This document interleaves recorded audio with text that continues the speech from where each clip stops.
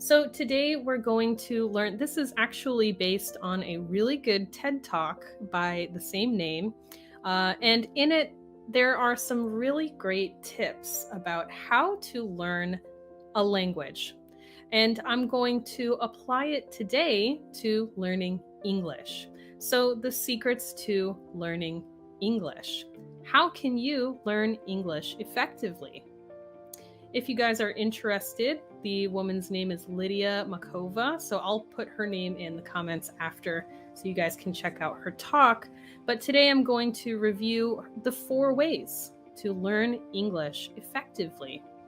So let's go ahead and begin. Teacher, how can I learn English? This is the question we get the most on our Facebook page and on our YouTube channel. So very often on videos posted on live streams like this or the one with Dr. Dawn, we get a lot of questions asking, how can I learn English, right? How can I be better? So we have posted many videos and done many live streams like this about improving your speaking, improving your listening, reading, and writing, being more confident, and just generally becoming better at English. So today I'm going to try and take all that we like to talk about on our channel about becoming better at English and put it together into these 4 easy steps. So, how to learn a new language. How to learn English. There are 4 steps: enjoyment, methods, system, and patience. So we will go through and talk about each of these one by one, how they are important, what does it mean, and how can you use it to really go to the next level with your English. Okay? So let's begin with number 1, enjoyment. So what does this word mean? Enjoyment in this, let me find my mouse. It's somewhere. There we go. We see the word enjoy. And in enjoy, we see the word joy, right? Happy. So if you get enjoyment from something, it makes you feel happy. You like to do it, right? You enjoy it.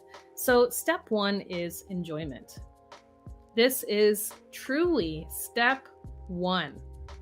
It is the most important. So before we talk about any other steps, you must enjoy what you are doing. So if you do not enjoy learning, if you don't like learning English or the way that you're learning English, you will not want to do it, right? You will stop, you will not be interested, or you will feel that, I have to study, I don't want to, right? We don't want that. We need to make sure that no matter what, you are finding a way to enjoy learning. Because again, if you don't, you're not going to want to do it, right? So how can you do that? What does that mean? Often when we think about studying English or studying any language, we think of things like memorizing vocabulary, studying grammar rules, things that maybe you enjoy doing. I know I love learning new vocabulary, but not everyone wants to sit down and memorize 10 words a day or 20 words a week or what have you. Or maybe the way that they're doing it, flashcards or, grammar rules, right? Maybe you don't enjoy that. So you have to think about this question. What do you enjoy? Maybe you enjoy reading fiction books, meeting new people, going to coffee shops, playing sports, playing video games, watching TV, watching movies, photography, which is taking pictures, right? Painting, or listening to music. Or maybe there are so many more things, right? So right now, as you watch, think about this question. What do you enjoy? Anything. What are your hobbies? What do you like to do? What do you enjoy? Okay, so think about it for a minute. So for me, for example, I love to read. I read almost every day. I love to go to coffee shops. I love playing games, watching movies, so on, so on. What do you enjoy? Anything, right? There are maybe 1 million more things we could add to this list. Okay, so now that you have thought about maybe 3 to 5 things that you enjoy, now add English to it. Okay, so what does that mean? Well, that brings us to step 2, which is methods. Okay, so now that you have thought of some things you enjoy, we need to take those activities and add learning to them. Okay, a method is a way of doing something. You must use your interests to choose your learning methods. And notice here, oh, sorry guys, I always lose there it is. Your interests, your methods. What does this mean? Your methods will be unique or special to you. So you will not have the same methods as me. Maybe we'll have one similar method, but they will be different depending on what your interests are, okay? So we're going to make some methods. Another great thing to do if you're having a hard time is talk to others about how they learn too. You can also just use a search engine like Google to look up how to learn methods, study methods. Or maybe, again, I gave the example of movies. You can just search how to study English using movies, how to study English using blank, right? And you can find some interesting methods and find 1 or 2 that works for you. So next, now that you have thought about what you enjoy, let's talk about some methods. So here are some things that I might enjoy, right? I like reading fiction books. I like going to coffee shops. I like playing online games.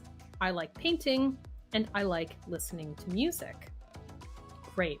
So these are all things that I enjoy. So now I want to add English to it. How can I use what I enjoy to learn English, right? Add English to my hobbies and interests. So let's take a look at some sample methods for each of these. And you can think about your hobbies and interests and how you might add English to them. So, number 1, I like reading fiction books. Well, this one's probably easy, right? You can read the English version of your favorite book. For example, maybe you really love a classic novel and you've read it so many times and you know it is available in English. Well, try reading it in English. This is a great method because you already know the story, right? So because it's not a new story, it's easier to start to learn the language around the story when you already kind of know what's happening, who the characters are, what the plot is, and so on. Okay, number 2, I like going to coffee shops. Oh, this one's a little more tricky. If I love going to coffee shops and love drinking coffee and making it and so on, I can always study coffee culture in blank speaking countries. So of course, if you're learning English, you want to maybe study coffee culture in English-speaking countries. So learning language is not just about vocabulary, right? Culture is language is a part of culture, culture is a part of language. So learning the language around different parts of culture, like music culture, movie culture, in this case, coffee culture, can be a great way to learn to talk about something you really like in a second language, right? Great to always start with things that you enjoy because you want to actually learn how to talk about those things. You actually enjoy those things. Okay, number 3, I like playing online games. Okay, so what can I do to use English if I really just want to play games with my free time? You can try to play on an English server, like the US server, the Australia server, whatever is close to you geographically and easy to use. Maybe it doesn't have too much lag. And play on an English server, especially games that have an open chat section. And you can type, right? Chat with English speakers, read, see what they're talking about. Though this isn't the best way to learn formal English, it's a great way to learn slang and kind of the way people talk to each other in that environment. And again, culture, right? So you can see inside gaming culture in different countries. Okay, how about painting? Or really any hobby? For example, let's say you really, really love painting. Read about your favorite artists' art and lives in English. So who do you love? Which artists inspire you or make you want to paint? Well, one method you could possibly use is to read about your favorite artists' art, their pieces, right? And their lives in English. And finally, listening to music. You can explore English music and study the lyrics. So again, each of these also has culture in it too, which is great, right? We're learning about coffee culture, gaming culture, paint, maybe art culture, music culture, and so on. So these are all example methods. So think about what you enjoy and how you can add English to it. Okay, so methods are the base, right? So number 1, enjoy what you're doing. Number 2, make some methods based on what you enjoy. So let's say I've chosen those 5 things, right? So let's say these are my 5 methods. Okay, great. Read the English version of your favorite book.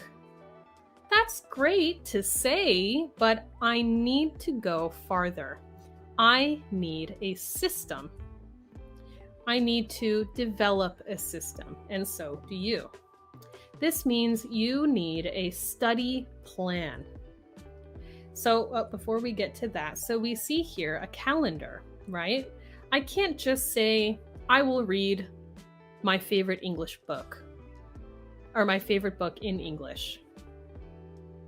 Okay, when? For how often? How long will you read for? When will you do it? How will you fit it into your schedule? So if you're like me, you love having a plan, but maybe this doesn't come naturally to you. You don't really, no, I'll just do it when I can. So if that's how you feel, I want to tell you that this is a very, very important step. If you do not have a system that is doable, enjoyable, easy to stick to for you, then you won't get any farther. Okay, so let's talk about how to make a study plan. Your study plan should be SMART. So what is this? This is called an acronym. That's when each letter stands for a different word. So the S stands for specific, M stands for measurable, A, attainable, R, relevant, and T, time bound. So we're going to talk about all of these, but let's take a look at what these words mean first. So first we have specific. This means that I shouldn't just say, I'm going to read a book. Specific would be what kind of book, which book, how many pages, how often, what days, what times, and so on. Measurable. To measure something, we might think of like a ruler, right? It's 10 feet or 100 kilometers, right? But here we want to be able to measure our improvement, right? So whether that's I will read 25 pages a day until I finish the book, right? I can see my progress. Or I will study 15 vocabulary words a week and use them in my writing. Okay, and you can measure how many words you use and how many you're learning, right? Measurable. A is attainable. This means you can do it. Another word we might use is achievable. This means it's possible. You can do it.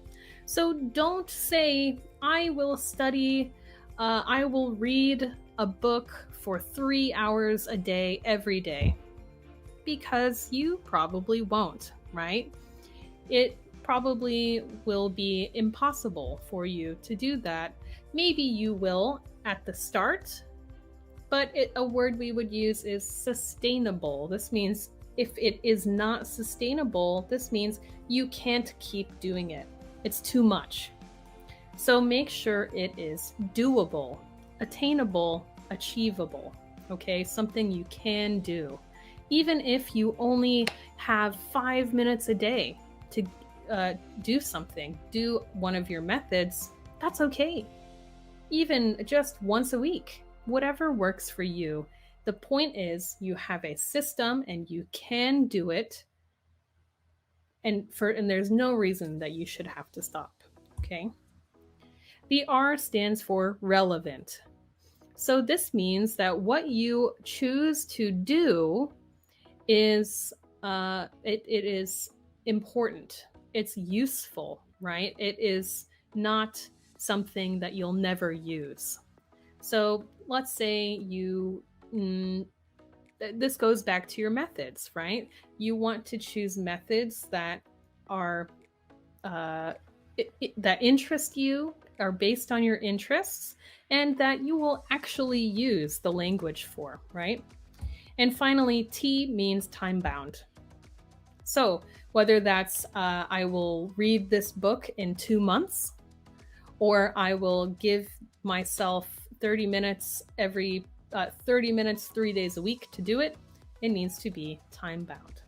So let's take a look a little bit closer at what these mean, okay? So specific.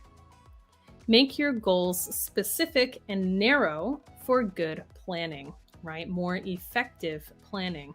So it's, again, I could say read a book, or I could be specific and say read 15 pages of Harry Potter in English every week and highlight the words and write them down that I don't know and write them down on a separate place to study, right? Measurable. So you need to choose what your goal is. Is it that you want to learn more words? Is it that you want to read faster? What is your goal? Choose what you're measuring and keep track of it, right? So if you choose words learned, the number of words you learn, let's say you start off and you're learning a lot of new words, and then it stops. Well, now you can change what you're doing, right? You need to measure. Attainable. Again, make sure you can do your goal. Make sure it is possible that your plan is doable. Relevant. It should match your goals, right? Don't do something that isn't important to you. And time-bound, realistic. and have an end date. I want to do this by this time. Having SMART goals is very important. Having a SMART system of learning is extremely important, and you can do it. So let's look at an example of a SMART learning goal for studying English, right? I've been talking about um, reading. So, for example, I will read Harry Potter for 15 minutes every day, right? That works for me in my schedule. I will look up words I don't know and quiz myself on new vocabulary each week. I will finish the first book in 2 months. Okay, great. So let's make sure we have each part specific. Yes, so I say how often, 15 minutes every day, vocabulary quiz each week. Measurable. Well, I'm quizzing myself, right? I'm checking my learning. And if I'm not doing very well on my self-made quizzes, well, I can change what I'm doing, change how I'm reading, give more time to it. Attainable. Well, 15 minutes every day is attainable for me, and 2 months, that works. I can do that. R, relevant. Well, I always loved Harry Potter, and I know that there's a lot of really good language in there, so definitely relevant. And time bound, yes. I have my daily goal, my weekly goal, and how long it will take me to complete. So use this as an example for how to create your learning system. Okay, so of course, you have to enjoy the methods you use and develop a system using them. And that's great. But the last step here is patience. This means being okay to wait, right? You should not expect to learn the entire English language in 2 months. You can't do that, but you can make progress. This is again why that M, measurable, is so important. If you are studying and practicing, but you are not measuring your progress, it will be more difficult to see how you are improving. So keep track. This might mean something like recording yourself, keeping a journal. Let's say you want to work on your writing. Keep a journal. Get a notebook and write in it at the end of each week, maybe. And then as time goes on, you can look back and maybe see your earlier mistakes. Oh, I know that I shouldn't have done that. Now I know what's right, and maybe you can even fix it, right? For speaking, maybe try to choose something to describe or talk about or a certain topic and record yourself on your phone or on your computer. And then come back to it maybe 3 months later and see, oh yes, I've gotten better. Or if not, that's okay. That just means you need to change your methods, right? And with reading, you can search and find books, the English level, how hard different books are to read. So maybe start very easy, right? And slowly, very slowly work your way up. And that's a great way to keep track of your progress as well and to help yourself feel patient. So remember, you should enjoy what you're doing. Use your hobbies and interests to create unique, special methods. Take those methods and put them into a well-planned system and be patient with yourself. And don't be afraid to change, right? If you develop a system and it's not working for you, change it, right? You may end up going back and forth between these two things again and again. And you may, over time, find also different methods that work for you. So just keep going through. This is not a one-time thing. You're going to have to change because you will change. Your interests will change. Your schedule or job might change. So just be willing to always change these steps as you go on as well. All right. So those are the main 4, but there is a 5th that I would like to add. and that is high expectations and self compassion. So I think that it is very important to set high goals for yourself, but also don't beat yourself up if you don't meet those very high goals you set. But you want to make sure you are trying to do something you know you can do, but that's going to be challenging, right? We want to challenge ourselves. So you should acknowledge or recognize, no, yes, this is hard. English is hard. Learning a second language is quite difficult, especially if you do not live in a country where you're hearing that language all the time. So if you are learning English and you live in England, well, it will be a little easier for you because you have to use it every day. You see it on signs, you hear it on the radio, TV, movies, everywhere. You're surrounded by English. But if you are learning English and you live in Pakistan, for example, I saw someone on our comments today saying that that's where they're watching from today. Well, you probably don't hear as much English, right?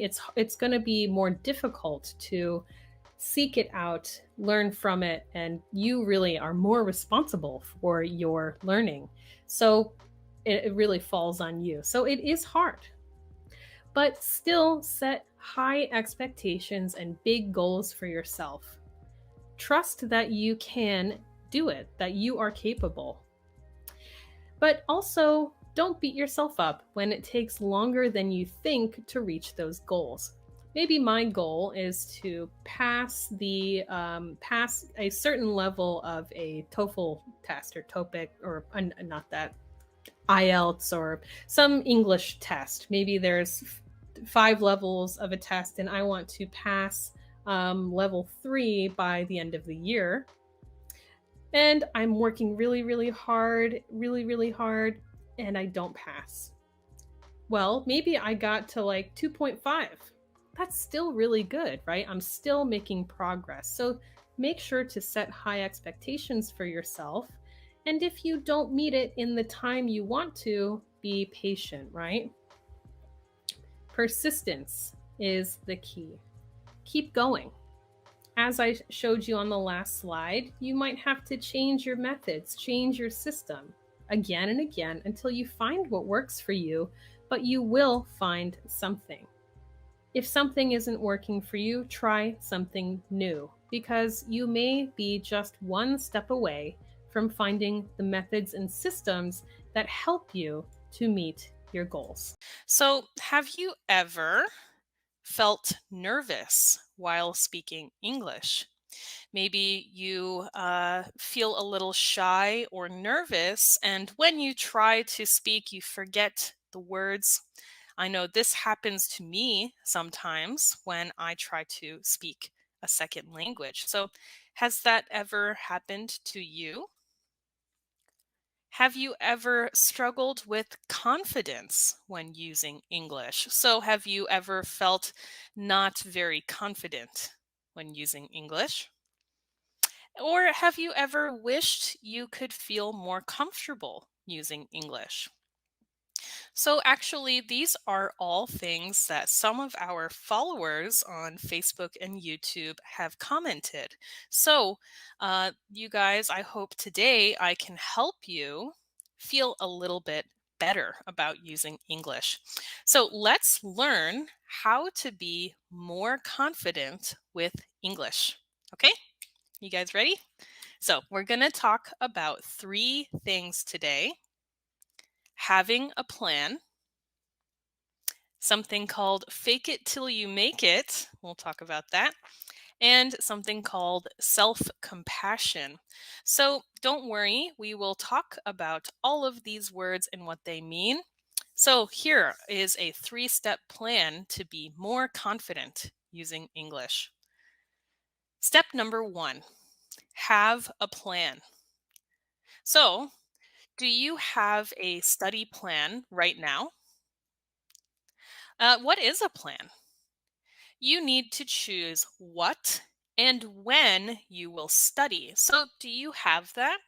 Do you know exactly what you study and exactly when you study it? Do you have a plan? Or is it just random and whenever you feel like it? So you need to choose what and when you will study. So this means you need methods, which are what, and a schedule, which is when. So let's talk about these things. So, step one of having a plan is you need methods or ways to study. So, a method is what you do, right? This is the thing that you do to study. It is very important. This is something I talk about a lot. Your methods should be enjoyable. So, this means you should like the methods you choose. So, if you like to study English, maybe you love to study vocabulary. Well, that's a method you like. Maybe you like to use flashcards when you study. Well, then do that because you like it, you enjoy it. If you don't like to do that, that's okay. You don't have to study that way. You can study any way that you enjoy, but extremely, very, very, very important that your methods are enjoyable. So, how can we do this? Maybe you're thinking, "Oh, what does that mean? How can I like studying?" Well, an easy thing is to think of what you already like and add English to it. So, for example, maybe you love watching YouTube. Well, then watch YouTube videos about topics you like in English. Maybe you love to watch videos about food. I do. I like cooking videos. So, how can I make this about language study? Well, I can watch YouTube videos about cooking in the language I'm trying to learn. So, if I want to learn English, well, I can watch cooking videos in English. Or maybe you like sports. Okay, watch some sports in English. You can do this on YouTube. You can do this in many places online. So, watch things. If you like YouTube, watch YouTube videos about topics you like in English. Maybe you love listening to music. Well, then a great, enjoyable method for you to study would be to learn about and explore English music and use that to study. Study the music and read the lyrics or the words to the song and study the words. Music and lyrics, which are again the words in a song, are a great way to study. So if you love music, that could be an enjoyable method for you. Or maybe, like so many people, you love playing video games.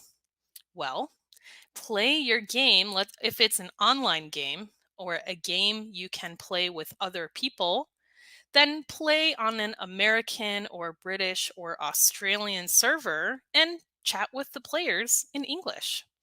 This is a really nice way because you don't have to show your face, right? You can just type and practice. And you can learn a lot of English slang and see how conversations work with many people. So make sure to have methods. This is very important. But what's also important is having a schedule. A schedule is when, right?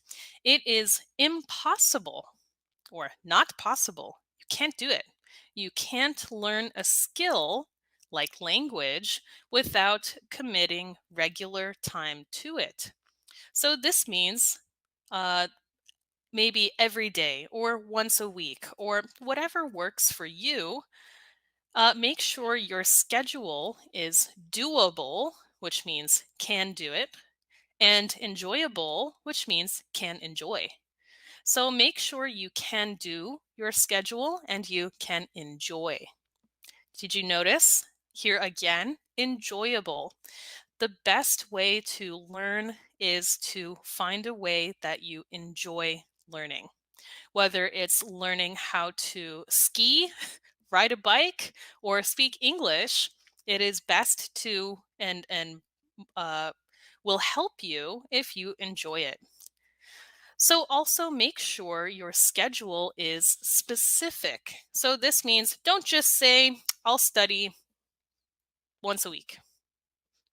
Okay, well, we're getting started on a specific schedule, but for example, instead of saying once a week, say and commit or always do it, I will study every Tuesday morning for 10 minutes. Or I will study 3 days a week for 15 minutes on my way to school or on my way to work. So maybe I choose Monday, Wednesday, Friday, right? On my way to work, I will study however I want to. Maybe that means listening to an English podcast, but that you have methods and a schedule. This is the best way to learn. Okay, so step one for being more confident, have a plan. When you are doing something and sticking to your schedule and being regular, always studying in a way you enjoy at the same times, it will help you feel more confident, right? And less, what should I do, right? So have a plan, have a schedule. Okay, step number 2 is called fake it till you make it. So this is an English idiom. We talk about idioms a lot on our channel. This is an English idiom that means to pretend you're good at something until you are.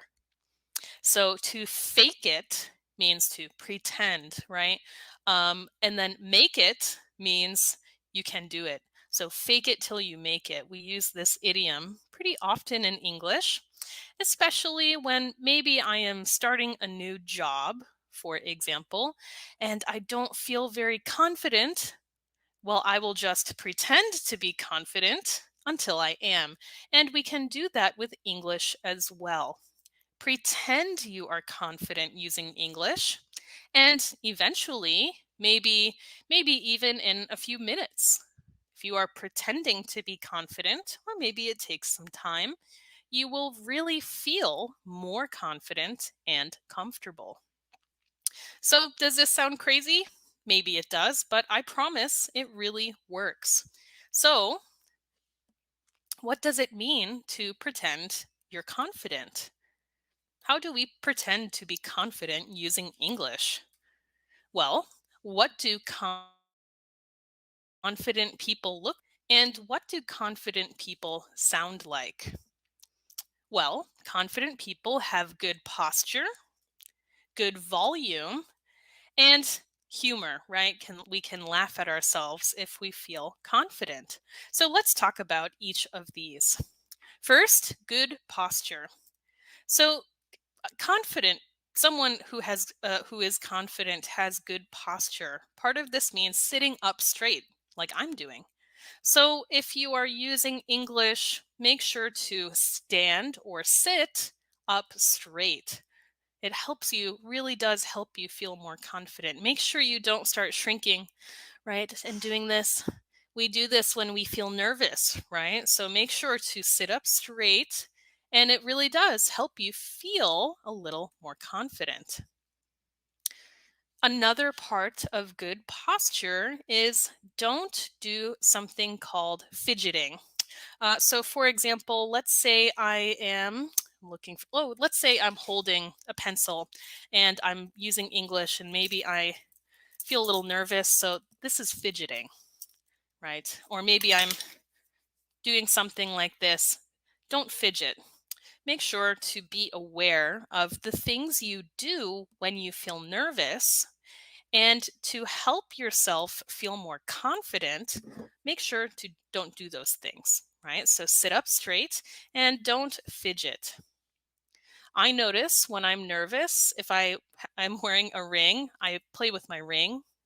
So I have to not do that because it helps me feel more confident and also other people see me as more confident.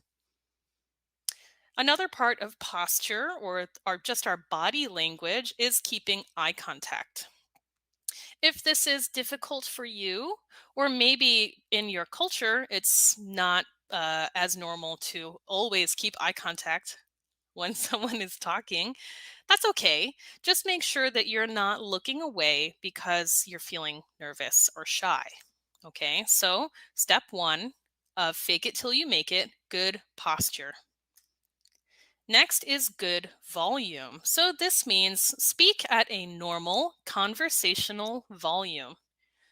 One thing that we do when we feel like we don't know exactly how to say something in English is maybe we start mumbling, right? We talk a little quieter because we're not really sure, is this how I say it? I don't know. So maybe you start speaking quietly. So make sure to speak at a normal conversational volume. And again, maybe you have to force yourself to do it.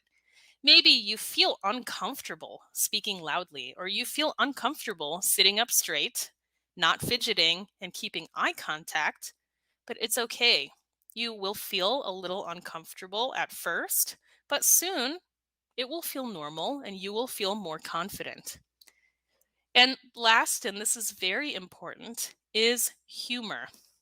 So, humor is, we often say someone has a good humor. This means that they laugh a lot or make other people laugh, right? If you have good humor. So part of fake it till you make it is humor. Don't be too serious. Laugh at your mistakes. Every person alive makes mistakes. I make mistakes, you make mistakes, that person over there makes mistakes, they make mistakes, everyone makes mistakes, right? So it's okay if you are trying to sit up straight and speak clearly and loudly and you make a mistake, just laugh, oh, haha, and continue. It's okay to make mistakes. Don't be too serious or too hard on yourself because this is just part of learning, right? We always make mistakes. And another thing that you can do if you really feel like you're making big mistakes and you are talking to a native speaker, just joke about your language level. Oh, I have so much to learn with English. Haha. You'll be surprised at the feedback that you get. And what do I mean by this? Most people appreciate that you are trying to speak to them in English or in their native language, right? So it's okay. You don't have to be perfect. So just try to have some humor about it. It's very important to be able to laugh at yourself. You guys see me laugh at myself on the live streams when I make mistakes. Haha, whoops, and continue, right? So, like this. So remember, good posture, good volume, and humor. Okay, our last step today for being more is something called self-compassion. Okay, so what does this term mean? Well, self is you, or for me, myself is me. Yourself is you. And then let's talk about the word compassion. Compassion is the feeling you get when you see another person suffering and you want to stop that suffering. So, what is suffering? This is when someone is hurt or hurting, right? So maybe you see a child fall and cut their knee and you feel, "Oh, I want to help that person. Oh, you poor thing, I want to help you." That is compassion. So when we see another person hurt, we want to help them and help them to stop being hurt, right? So, how do we have compassion for others? What do we do? What is compassion? Compassion could be your friend had a bad day and you just try to make them feel better. Oh, don't worry about it. You are so smart. You're so great. You can do it. Tomorrow will be better, right? Don't worry. So we might talk to people to try to make them feel better, right? Give compliments. This is compassion. We might do something to help them. Maybe I see that my my mom, my parents are so busy, so I have compassion, right? I feel, oh, it's so difficult for you. So I might do something like cook them dinner. This is compassion. So a good way to think about compassion with language is ask yourself this question. What would you tell your best friend if they were feeling bad about their language ability? Maybe my best friend is trying to learn English too. And she tells me, oh, I made so many mistakes today and I just feel so bad. Well, what would I say to my best friend? What would you say to your best friend? Well, I think most of us would say, hey, don't worry. You're doing a good job. Learning a language is hard. You're doing great. Maybe try to do this next time, right? So, what would you tell your best friend if they are having that struggle? Now, tell that to yourself. So, if I would tell my friend, hey, you're doing a good job. Learning a language is hard. Try this next time. Well, now I'm just going to tell that to myself when I feel that way. Hey, I'm doing a good job. It's hard to learn a language, and I'm going to try this other thing next time. And then maybe not feel so bad about it, right? Compassion also means patience and forgiveness. So, patience means okay to wait. So it takes a lot of time to learn how to speak a language, especially something like English, which is a difficult language. It has so many influences from other languages, and it's an old language, and it has so many crazy rules and things that it's supposed to be a rule, but it doesn't work. So be patient with yourself. It takes time, and it's okay that it takes time.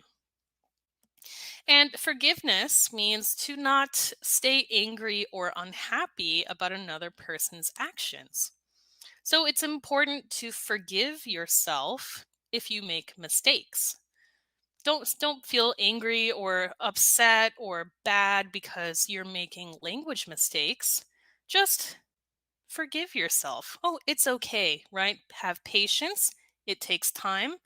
And forgiveness, it's okay that I make mistakes, right? Just keep trying. If you can't do that, it will be very hard to learn because if you're always saying, no, I should have been perfect, I did this wrong, I did that wrong.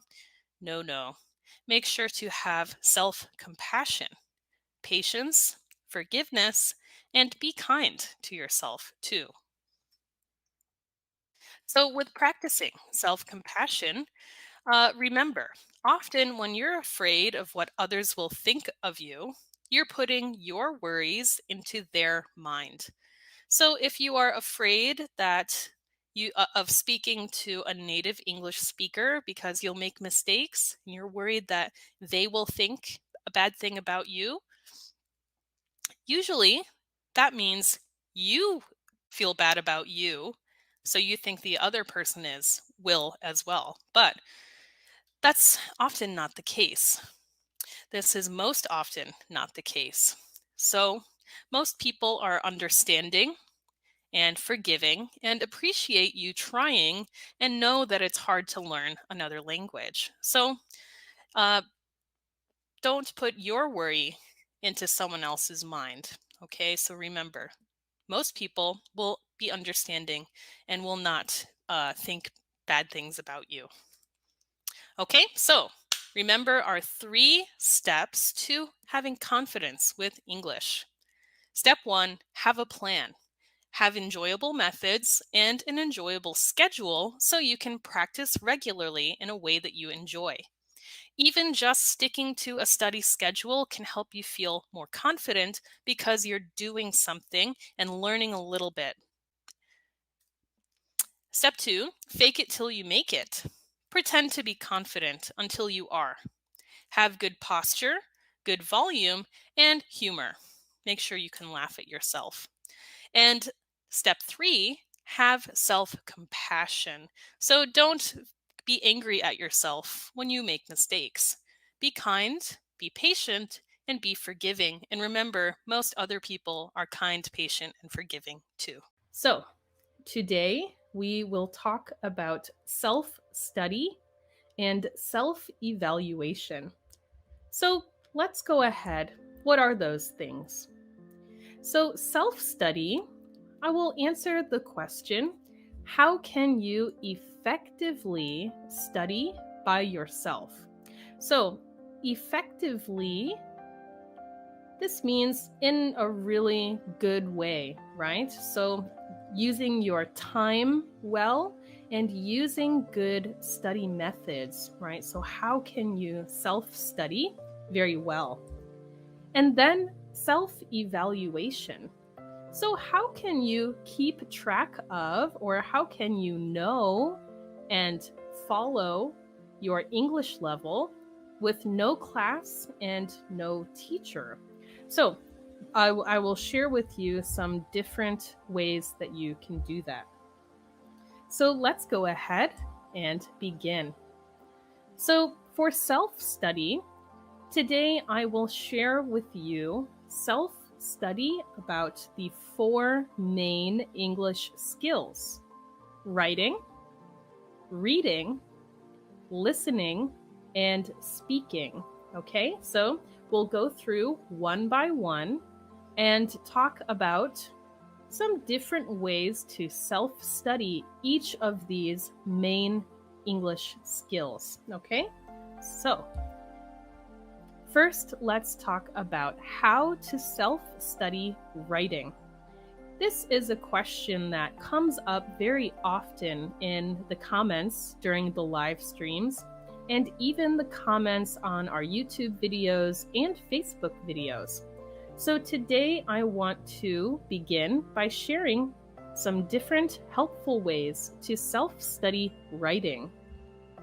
Okay, so let's talk about 3 ways to self-study writing. First, keep a journal.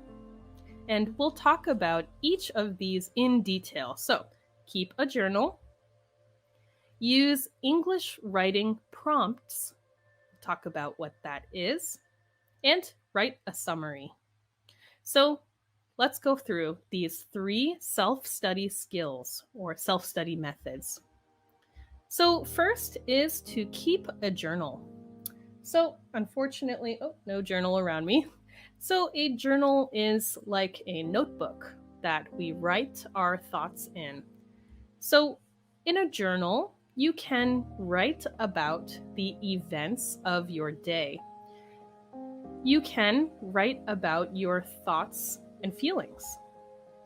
This will help you express yourself. So, it might not be something that you have normally done or that you have done before, but if you keep a journal in English, this is an excellent way to practice writing about your life, right? And all of our study skills are connected. So if you practice writing about your day and writing about your thoughts, your feelings, your opinions in English every day or very often, then it will help your speaking too, right? So you become more skilled at talking about whatever it is you want to write about. So for me, if I try to keep a journal in another language, I write about what I am comfortable writing about, but try to challenge myself a little. So let's say I want to write about, where's my mouse? There we go, the events of my day. So let's say I am studying English And I know how to talk about simple things like I woke up, I brushed my teeth, I ate breakfast, some simple things there. So I can also challenge myself. What does this mean? Well, maybe I did something and I don't know how to say it in English. Keeping a journal is the perfect time to look up new words, use them to talk about your day, and expand your vocabulary, improve your writing, and improve your speaking and confidence. Okay? So, keeping a journal, excellent, excellent way to practice your writing. And something you can see over time, your skill will improve, right? So, also make sure to try and write as long as you can, as much detail as you can. So, not just 2 sentences, right? It is hard to talk about our day in just 2 sentences. So, maybe try 10 sentences or more, okay? So, keep a journal. Our next self study writing method is use English writing prompts. So, what is a writing prompt? A writing prompt is a sentence or a question that we read and then write about that thing. So, for example, a writing prompt might say something like, tell me what music you like. And there you go. Okay, that's the topic I will write about. So, English writing topics. Okay? You can use Google or any search engine to look up English writing prompts. There are so many, and just choose one a day. This will help you to learn to write about many different topics. And again, make sure to use your phone or your computer to translate.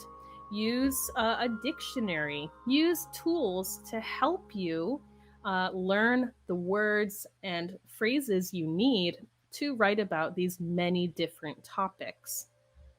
So here's an example. I just searched English writing prompts.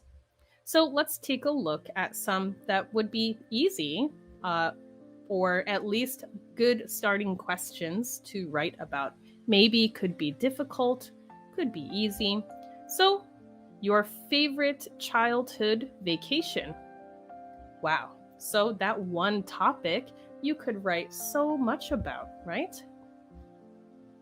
You could write about your favorite teacher, right? Describe them, what they are like in writing. So many things you could talk about.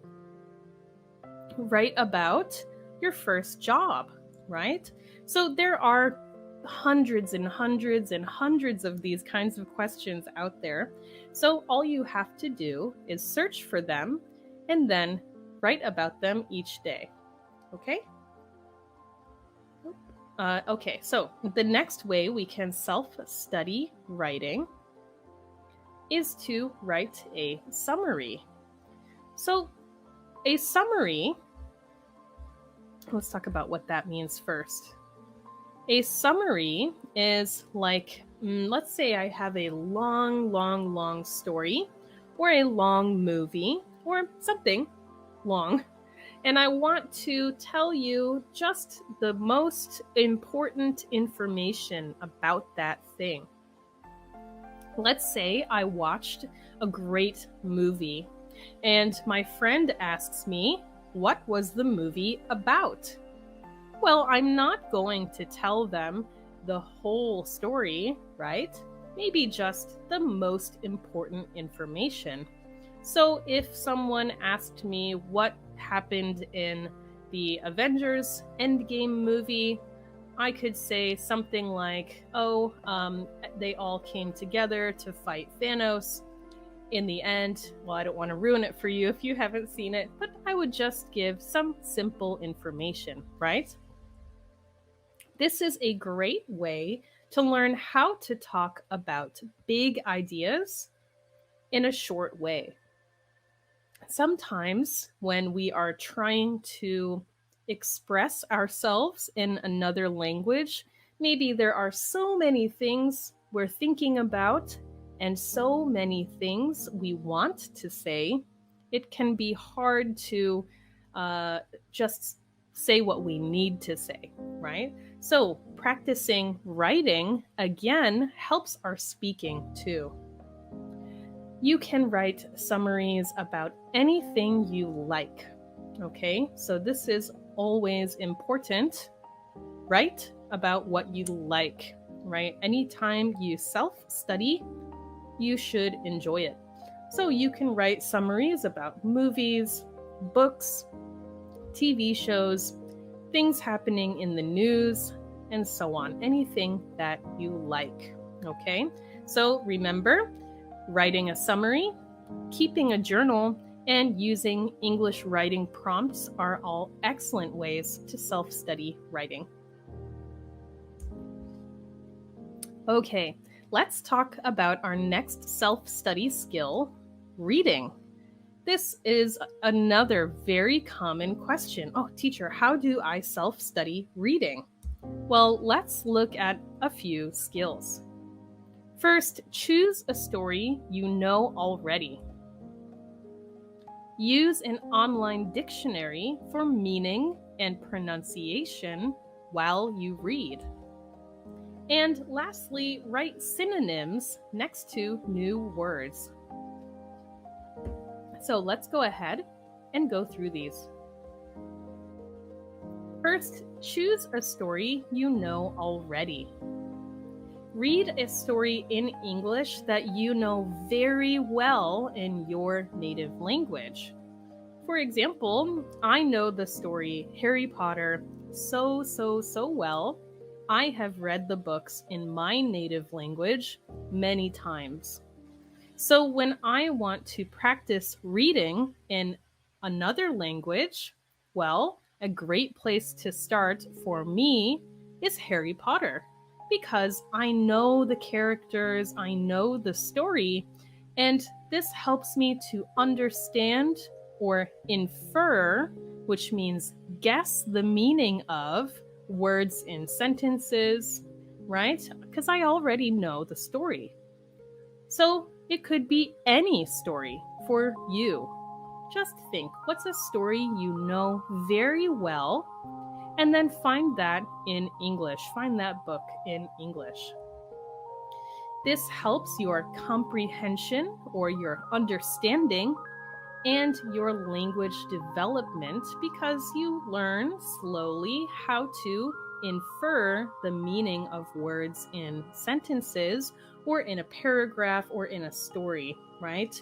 So because you know it, it is a little easier to understand and maybe more interesting because it's a story you know and like. The next self-study skill for reading is use an online dictionary while you read. So maybe you're reading a book, or maybe you like to read on a Kindle or a tablet.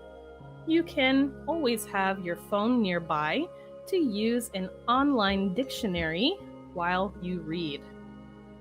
Of course, when you read, there will be words you don't know, phrases you don't know, things that will be confusing, right? So always have a dictionary nearby. When you see new words when reading, you can look them up in an online dictionary. So one of my favorites is Cambridge Dictionary. This is dictionary.cambridge.org, something like that. Just search Cambridge Dictionary. It will go from language to language. There are many different languages, and you can see meanings. What does the word mean? And how do you use it in a sentence? You can see the translation. What is the word in your language? And you can click to hear how the word sounds and practice your speaking as well, right? So this is very useful. I think when you are reading, Remember, all of our language skills help each other. When we get better at writing, we get better at speaking and reading, and even listening. And when our reading gets better, it helps our other skills too. So don't be afraid to write the meaning or translation above the word and read the sentence out loud a few times to help your speaking and your reading comprehension or your understanding of what you're reading. It helps to do it maybe 3 times to really help your understanding, right? So make sure to use a dictionary while you read, and don't be afraid to write in your book. If you are, maybe you are reading on a computer or tablet, just keep a notebook and write the words on there as you go along. All right, our last self-study method for reading is write synonyms next to words. So, what is a synonym? A synonym is a word with the same meaning as another word. So, if I see the word big, some synonyms or words with the same meaning are large and sizable. And we can use these all in almost the exact same way in most sentences, right? Synonyms are a great way to improve our reading comprehension and, again, also our speaking as we learn different ways to say the same thing. This is, even as a native English speaker, something we learn as we grow up, as we go from kindergarten all the way through high school and so on. We learn how to expand our vocabulary and use more words and bigger words and more descriptive words. So you can do that too, right? This is a natural part of learning a language, and you can make it happen for yourself by writing out some synonyms. So maybe you see a big word or an unfamiliar word, which means not familiar, don't know it, right? We don't recognize it. So write synonyms. Maybe you see a word, oh, what is that? So yes, we can look up the meaning in translation, and it's helpful to write down synonyms for that word. So let's say you're reading and you see the word sizable, and you think, what does that mean? Sizable? So you look it up, and maybe above the word you write the words big and large. And this helps you make the connection. This is another word I can use for big or large. You can also write synonyms for small common words to expand your vocabulary. So let's say you see the word large and you look up a synonym. Above it, you write sizable. You can go both directions with this. But this is a great way to expand your language and improve your vocabulary and your reading. And of course, because all of our skills are connected, read the sentence again with each new synonym. Maybe you write 3 synonyms for a word. Well, read the sentence, switching out with each new synonym. Most of the time, as long as it's the same part of speech, so all adjectives, for example, then we can often use them in the same way, but we might need a different ending, right? Okay, let's move on to study skill number 3, listening. So how can you self-study listening? You can use dual subtitles on Netflix and YouTube. You can watch TED Talks with transcripts and subtitles. And you can use language apps like Memrise, Duolingo, or Rosetta Stone. So let's talk about, oh, did I skip one? Nope. Okay, TED Talks with transcripts and subtitles. You can go to TED.com to find thousands of interesting videos about many topics. And these videos are teachers and professionals from all around the world talking about really interesting things. Many of these videos have subtitles in many different languages and full transcripts that you can read. So a transcript is all of the things said in the video. When you watch, maybe you just see one line of speaking, show one sentence at a time, right? On the transcript, you can see the whole speech, and they have transcripts in English and Korean and Chinese and Russian and so many other languages. So you can listen along, watch, practice, right? Read and listen. This is very important to developing your listening. Make sure to read along while you listen. It helps us to understand and make the connection between the sounds we hear and the words they represent. So make sure to read the transcript or read the subtitles in English and your native language while you listen. You can also do this on things like Netflix and YouTube with something called dual subtitles. Dual means like two. So you can download something called Netflix Dual Subtitle for learning languages or YouTube Dual Subtitle. These are the exact names. And these are things you can download on Google Chrome that allow you to see two language subtitles at the same time. This is very useful. And the Netflix one, the Netflix Dual Subtitle, you can even pause, highlight words, put your mouse over a word, and see the meaning. You set the language. So this is very useful for studying, and you can do it with your favorite shows and movies. And you can even do it on YouTube. So this is a great way to study listening. Again, reading while you listen. And of course, you can use apps like Memrise, Duolingo, and Rosetta Stone.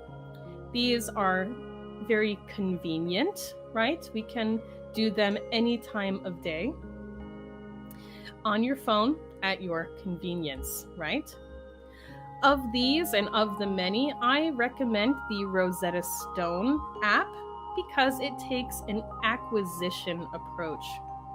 What this means is from the beginning, you only hear things in that second language. So it starts very simple. You practice your speaking, listening, reading, and so on in a more natural way that you would learn a first language in. So Rosetta Stone is a great app. Okay, guys, let's talk about our last self-study methods, self-study skill, speaking. Oh, this one. Many of you think, what? How can I self-study speaking? We often want feedback for our speaking, or we want to be in conversation to practice our speaking. But this is not always necessary to practice. You can do self-talk, which is like writing a journal, but we do it out loud. We speak it instead of write it. You can do something called mirroring. So you can watch our July 13th live stream for a whole lesson on how to do mirroring. Or you can join an online language exchange. So let's talk about these three methods. Self-talk, which is like journaling out loud. So this is something you can do in the comfort of your home. You can practice describing your day. Maybe pull up pictures on your phone and try to describe them in English. Or describe what you see around you out loud to yourself. So this, of course, is something we do when we're alone and we just want to practice speaking. One of our viewers last week recommended doing this in a mirror so you can practice things like keeping eye contact and using gestures while you speak. So that's great, but you can always start by just describing your day and practicing your English to yourself. If you are thinking, well, I am not alone often, maybe you live with other people or you're very busy, you can also practice thinking in English and practice internally when you're in public or around other people. So you can still do these things, but just think instead of speak, right? If you like this method and you want to use it, but you are around other people very often, you can try doing it with your thinking as well, right? Okay. Next is mirroring. So I'm only going to talk about this for a minute, but if you watch our July 13th live stream, you will see a whole lesson about how to do this. Mirroring is a study practice that involves studying and mimicking or copying a good English speaker's speech, which means their words, intonation, and rhythm, and their body language, so gestures, facial expressions, and so on. So make sure to check out that live stream. This is a great study method that can help you feel more confident in your speaking, in your pronunciation, and so on. And last is join an online language exchange. There are many apps and websites for online language exchanges. Here you can chat with native English speakers anytime for practice. For example, try Speaky. This is one that is a typing, chatting app, but you can chat with native English speakers for practice. It's very comfortable because it's just, again, on your phone typing, so you have time to think. There's no worries about making mistakes or anything like that. So you can use an online language exchange. All right, so now that we have talked about some study methods, some self-study methods for each of the main language skills, let's talk about self-evaluation. There are many online English level tests you can take again and again to see what your English level is. For example, Cambridge English has a general English exam. There's also an online English level test from British Council. And again, you can just search these things online and they'll pop right up. There are also grammar quizzes and vocabulary quizzes for free online to test your skills and see where you need to improve. So you can just search for these things, right? There are so many resources. All you have to do is search. So maybe you are trying to self-study some new grammar. Maybe you have a textbook that you're using or some study book. And you can look up a simple present quiz or English vocabulary quiz to test yourself, see what you know, and this will help you see where you need to improve. If you get many questions wrong about some certain grammar point, well, that's something to study and work on. If the vocabulary quiz gets too hard with certain words, certain level of words, okay, well, I know this is my vocabulary level and I can work to improve. So let me recommend to you some reliable or very good English evaluation websites. Again, Cambridge English. They have an online dictionary, they have level tests, really great resource. I also love British Council. Again, many great resources for students and teachers alike. Duolingo has an excellent English test.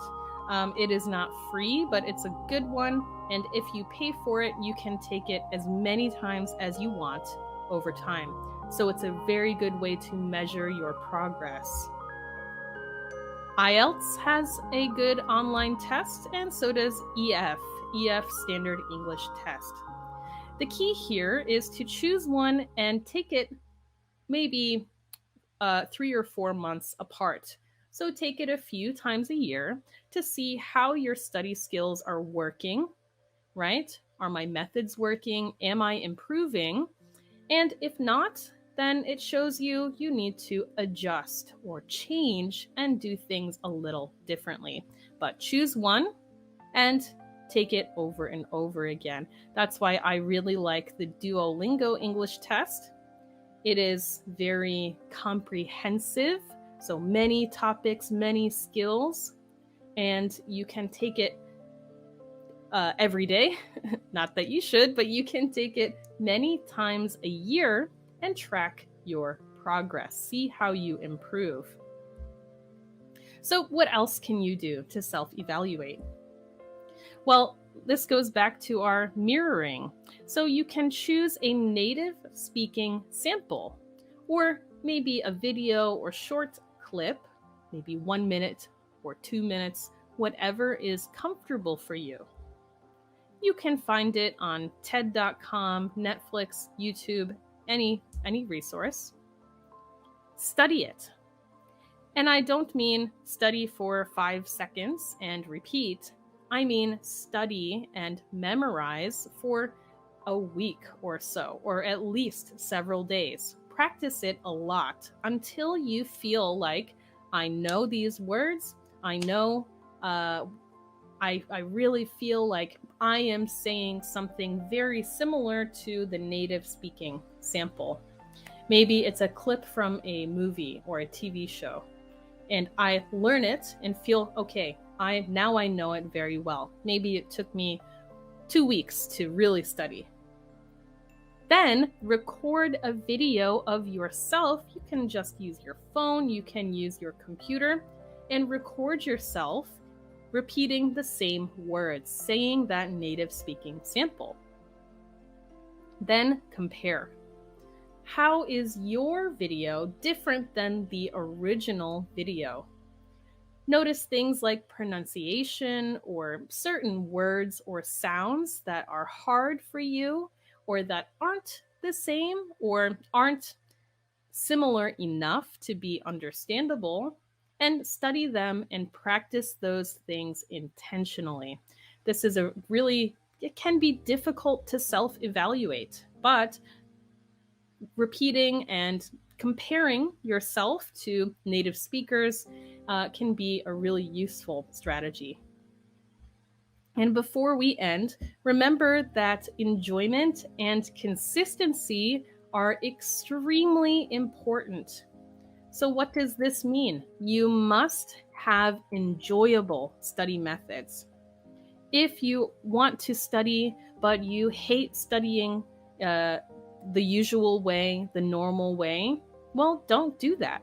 There are so many ways to study. There are as many ways to study as there are people. So find what works for you and what you enjoy. You also must have a specific, realistic schedule. So this means that you should maybe every Monday for 5 minutes at 10 a.m. and it should be realistic. So if you are very busy, don't say, I will study 1 hour every day. That's very difficult, right? And maybe not realistic. Maybe if you study 1 hour a day, you will very, very quickly not want to study. So find what works for you. And you must stick to it. So this means continue. Find what you enjoy doing to study. Have a specific, realistic schedule and stick to it. You probably will not figure it out right away. So be patient. Allow yourself to change and adjust. Maybe your methods change, your schedule changes. That's okay. Keep doing that and find what works for you. We are going to talk about encouraging others to speak. So let's first take a look at this word encourage. Encourage, this word is a verb. So, usually, if I want to encourage someone, this means I want to maybe help them feel good or help them feel better about something. Maybe my friend is having a bad day and I want to encourage her, or maybe let's say, she is going to run a race tomorrow and she's feeling nervous. I want to encourage her that she's going to do great. So I want to make her feel good. Now, here, when we say encouraging others to speak, it means kind of gently helping someone to be okay with speaking. So there are many ways that in times when we might want to do this. So, what can we do when we are talking to someone shy? Or what if we just want to make someone feel more comfortable talking and sharing their opinions? Or maybe we are talking to many people and maybe it's mostly me and my friend Amy talking, but my friend my friend Grace is here. Maybe she's very quiet. I want to get her opinion too. So what can I say? We're going to talk about a few different situations today. So, today, let's learn phrases to help people to start talking and phrases to help people continue talking. Maybe you are talking to one person and they're telling a story or they say something interesting and you want to know more. How to keep the conversation going, right? Very useful for speaking English. How can we keep the conversation going? And that will lead us into talking about the importance of follow up questions. If you have been watching this channel for a while or watching my live streams for a while, you know I love to talk about follow up questions. They're so helpful and important. So, today we will review a little bit about that and talk about how to use them in conversation. So, let's get started. First, let's talk about phrases to encourage people to start or begin speaking. So, this might happen in a group or maybe in a classroom, at work. There are many times we might want to encourage someone to start speaking. So, let's look at 4 phrases we can use for that. First, what do you think? And then the person's name. What do you think? So and so. What do you think? Lolly Lolly. What do you think, Pedro? Right? So we put in the name. Next, we see well and their name. How about you? We see, does anyone else have an idea? So, this is kind of a general question that we ask to a group. Maybe we're with 10 people. We have heard from 2 people. We want to hear more people's opinions. Does anyone else have an idea? Or we could ask someone directly, do you have an idea? And their name. Do you have an idea? Okay, so let's see. These phrases are really good for group conversations. Um, One of them we might ask to just one person, but these are usually more commonly used in group conversations when we want more people in the group to start talking or to share, right? So let's take a look at how we use these four phrases with an example. Let's say I'm with a group of friends and we are talking about what should we do tonight. So let's see four examples. So let's say I'm talking with my friends. We're talking about what we should do tonight. I might say, I'm not sure what to do tonight. What do you think, Amy? So here I am encouraging Amy to share what she thinks we should do tonight, right? What do you think, Amy? Thank you. I think we should go see a movie. Now we have, well, such and such. How about you? So here someone could share their opinion. I think we should go for a bike ride. Well, Jack, how about you? So here we're asking, Jack, what do you think? What do you think we should do? How about you? Next, we see, does anyone else have an idea? So this is usually later in the conversation when maybe we've heard from many people, but we want to hear from a few more. Or we're sharing many ideas and just asking, does anyone, not just one person, right? In examples 1 and 2, we are trying to get one person to talk. Here, we're just seeing, does anyone have an idea? So let's read sentence 3. We could go out to eat, go see a movie, or stay in. Does anyone else have an idea? So here, maybe again, many people, right? Does anyone else have an idea about what we could do? And last, we have one more example of asking one person. Oh, I can't think of anything. Do you have an idea, Grace? So here we are again asking one person. So these are all great phrases to encourage people to start talking. What do you think? Well, how about you? Does anyone else have an idea? Or do you have an idea?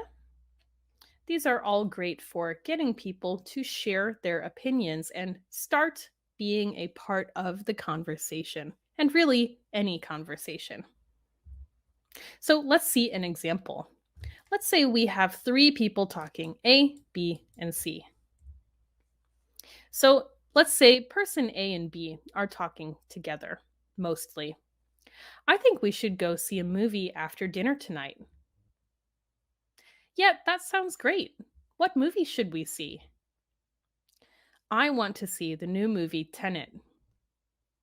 Me too. It looks so cool. What do you think, Amy? I'd love to see it too. Thank you for asking.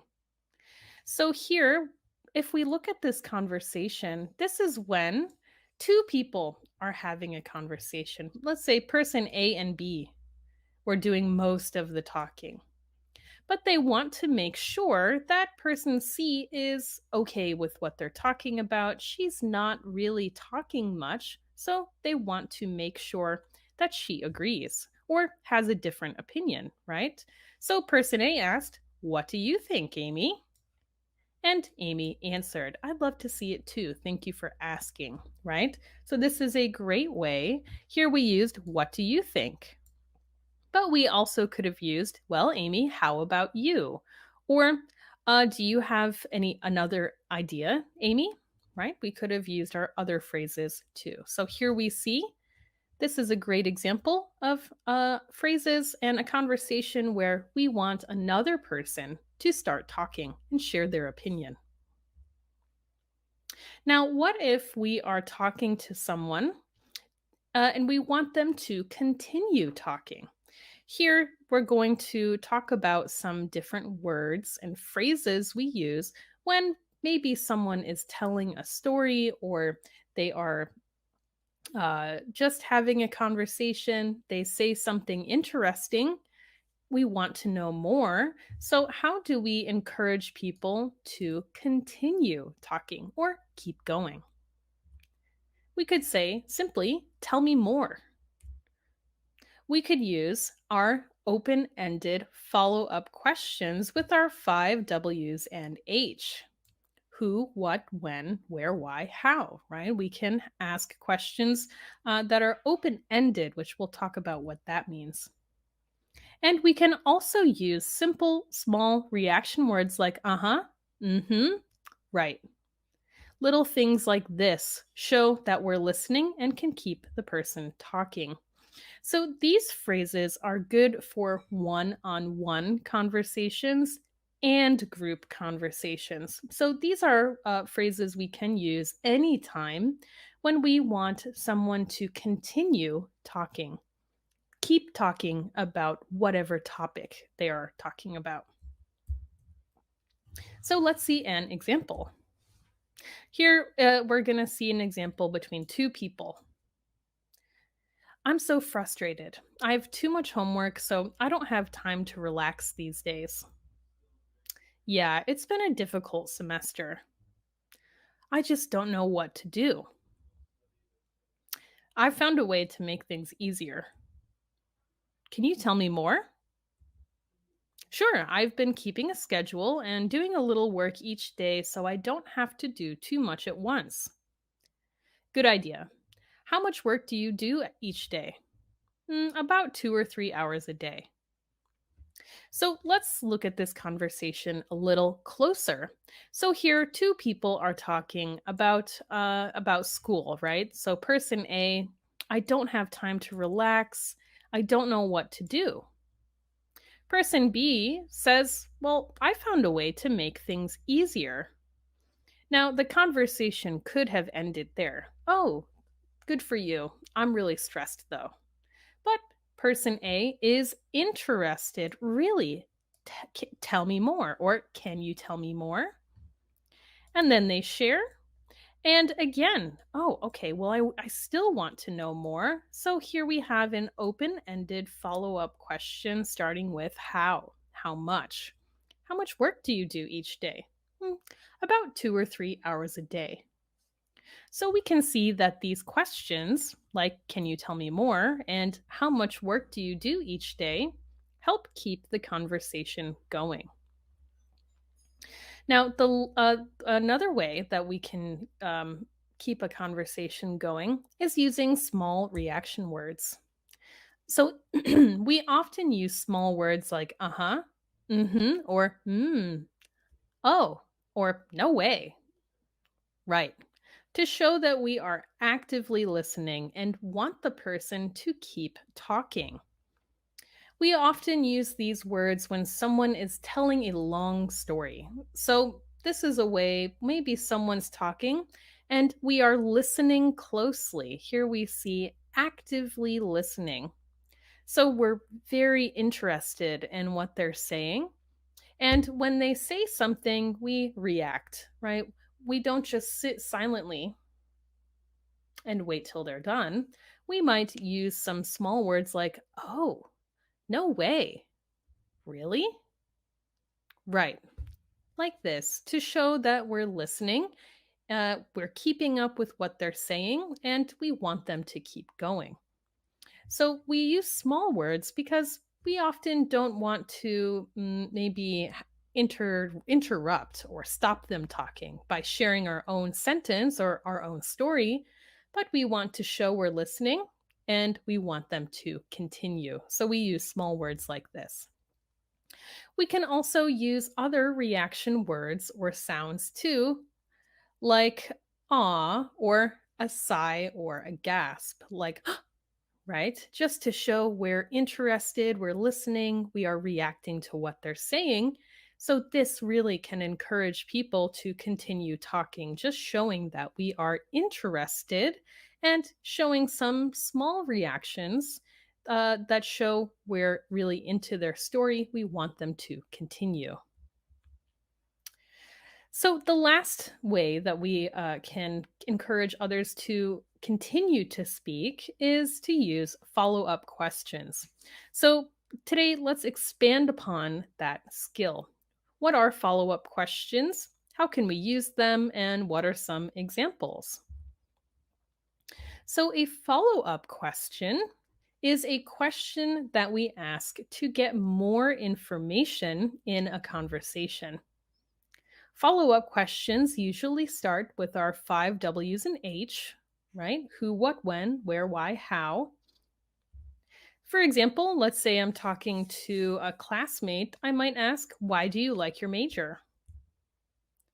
Follow up questions can start with the be verb is, am, are, was, were. Are you happy you chose it? And can commonly start with do, does, or did. Do you want to be a teacher? So, these are all different types of questions we can ask in a conversation to keep the conversation going. Follow up questions are important to every conversation, and there's something you really want to know how to be able to use in English. They keep the conversation going and again, show the person you're talking to that you are interested in what they're saying. Just like those reaction words, oh, no way, really? Tell me more. Just like things like that show that we want to keep the conversation going, so do follow up questions. They can also help you understand the other person. If you are learning another language, follow up questions are great because they can help you to clarify, which means to make clear or to understand better what the other person is talking about. And we can do this with follow up questions. So let's look at some examples of the different follow up questions. So here we have our five W's and H who, what, when, where, why, and how. So let's see some examples. This is to show you that we can really ask questions about anything. There are so many. So let's see some who questions. Who are you going to dinner with? Who's your friend? What? What kind of movies did you like? What did you do last weekend? When? When did you do that? When are you going to go? Where? Where are you from? Where are you going on vacation? Why? Why is a great follow up question. Why is that your favorite song? Why do you like playing board games? And then how. So here we're going to look at some different questions with how. How often? How many? How long? How well? How good? How often do you exercise? How many classes are you taking? How good are you at playing soccer? How long have you been a student? So here alone, we see what 14 questions. So there, and this is just thinking of any question that starts with these words. So when you're in a conversation, keep those question words in your mind and you can ask them to follow up and keep the conversation going.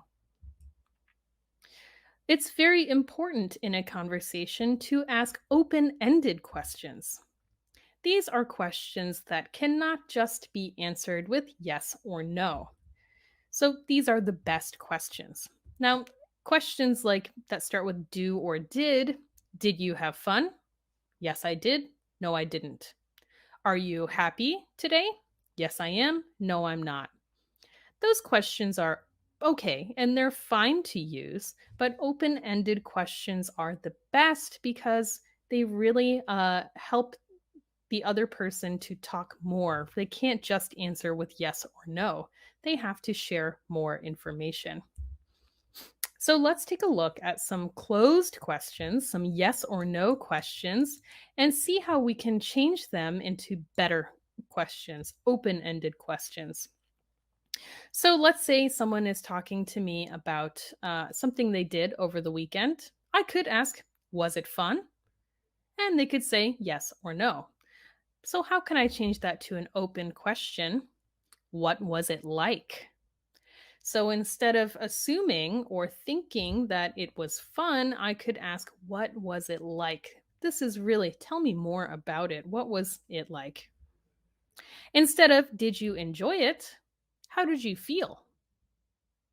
Instead of did you have a good weekend, what did you do over the weekend? So here we see a great example. Did you have a good weekend? Yeah, I did. Or no, I didn't. What did you do over the weekend? Well, this will be a much longer response. I went here, I did that, I saw this person, and so on. Do you like listening to music? We could change to who's your favorite singer or what's your favorite band? Or maybe we see someone drawing. So, you like drawing? Yeah, I do. Well, a better question could be how did you become interested in drawing? Or why do you like drawing? And these will make for better conversations that really help keep the conversation going because they help us get more information from the other person. So let's take a look at a conversation with closed questions. Okay, so here we go. Person A and B. Hey, did you have a good weekend? Yeah, it was great. Did you play any computer games? No, I just watched movies. Are you tired today? I hate Mondays. Yeah, I'm pretty tired. Do you have a lot of homework to do? Yes. Okay, so these are okay questions, but we see each time it's just yes or no. Questions that start with did or do and be. Yeah, I'm tired. Yeah, yes, no. So let's try to make this conversation better with open ended questions. So instead of, did you have a good weekend? Hey, what did you do this weekend? Not much. I stayed home and watched movies. So we still get that same information. I watched movies. But now we're going to ask another open ended question. Oh, what movies did you watch? We want more information, right? I watched the Lord of the Rings movies. I love those movies. Who's your favorite character? Oh, I think it'd have to be Samwise. Oh, really? Why is he your favorite? He's the bravest character and a loyal friend. They wouldn't have been successful without him. And so the conversation continues. So these open ended questions who, what, another what, why they help us get a lot more information from the person we're talking to other than just yes or no. So remember to use open ended questions to keep the conversation going. All right, guys. So today we talked about phrases to help people start talking, like, what do you think? We learned phrases to help people continue talking, like, can you tell me more? And we talked a little bit about follow up questions and the importance of open ended follow up questions. So, these are all really useful conversation tools that you can use anytime you're having an English conversation. So, today's speaking skill, which I hope will be interesting to you, is how to have better and more interesting English conversations. So, let's go ahead and talk about what that means and how we can do this. How can we have better, more interesting, and more fun English conversations? So, what will we do today? Well, I'd like to begin with a question. Have you ever tried to speak to someone in English, but you couldn't keep the conversation going? Maybe you felt very nervous, for example, because you feel some shyness or discomfort when you're speaking English with someone you don't know well. Maybe you didn't know what to say, or you just got that feeling that, okay, this conversation is over, and maybe you didn't want it to be. So, has that ever happened to you? Or have you ever felt maybe that you have lower confidence with keeping English conversations going? Today, we're going to talk about 3 strategies to keep the conversation interesting. So, we're going to talk about using better adjectives, a speaking strategy called QARF, and a tip about engaging the listener. So we're going to look in detail at these 3 conversation strategies that will help you have better, more interesting English conversations. So let's begin with using better adjectives. First, let's take a look at this word, adjective. So, can you guys think of any adjectives? Maybe think to yourself, what are some adjectives? Maybe words like good, fun, exciting, nice, hot, cold, right? All of these are adjectives. Adjectives are words we use to describe things, right? So let's take a look at an example conversation and see what kind of adjectives we use here. So let's say I am person A, and I say, hey, what are you going to do this weekend? And you tell me, I'm going to see my favorite band in concert. I'm so excited. And I say, that's good. Conversation over? So why? What did we do here? Here we used the adjective good. So we can tell when we look at person B's response, right? They even say they're excited and it's their favorite band and they're going to see them live. So if we respond with low enthusiasm or a low energy adjective like, that's good, well, that's a great way to make the conversation end, right? Let's try again. Same question. What are you going to do this weekend? I'm going to see my favorite band in concert. I'm so excited. That's awesome. Yeah, I can't wait. So here I am, instead of just saying, that's good, if someone is telling me something they're excited about or interested in, right? Maybe their enthusiasm or excitement is high, I should meet them at that same level of excitement, right? To show them I'm interested. If I don't show them I'm interested in what they are saying, we can't really keep the conversation going, right? So here I just use the word awesome. That's awesome. That's a much stronger adjective than good, right? So let's take a look at some different kinds of adjectives we can use. So here we want to use strong, powerful adjectives to show our interest and to meet the other person's enthusiasm and to show that we're really interested in what that person is saying. So we can use words like awesome, right? Not good or nice, but awesome, amazing, interesting, or fascinating. These words are much stronger in a positive way, right? That's awesome. That's amazing. That's so interesting. That's fascinating. Those all sound a lot better than just, oh, cool. Nice. Yeah, right? So this is a very simple way, and our first strategy today to having a better conversation is by, in a small way, changing the words we use to show better enthusiasm and interest. We can also do this with negative words. Maybe someone is telling you about something bad that happened. Oh, that's awful. That's horrible. That's terrible. So here we have a few adjectives showing negative, right? Not just, oh, yeah, that sucks. Or, oh, yeah, I'm sorry that happened. But, oh, that's horrible. You know, really empathize and show greater interest. And the easiest way for positive or negative is to just add words like really, very, and so before the adjective that we're using. So this is a very simple way. And it's just step 1 in how to have a better conversation. So remember, using better adjectives is very simple and very useful and a good way to show the other person, I am interested in what you're saying and I want to keep the conversation going.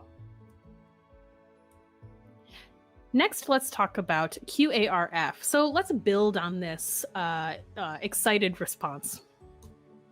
Using stronger adjectives is one way to show enthusiasm and interest in what the person is saying, but how can we take it a step further?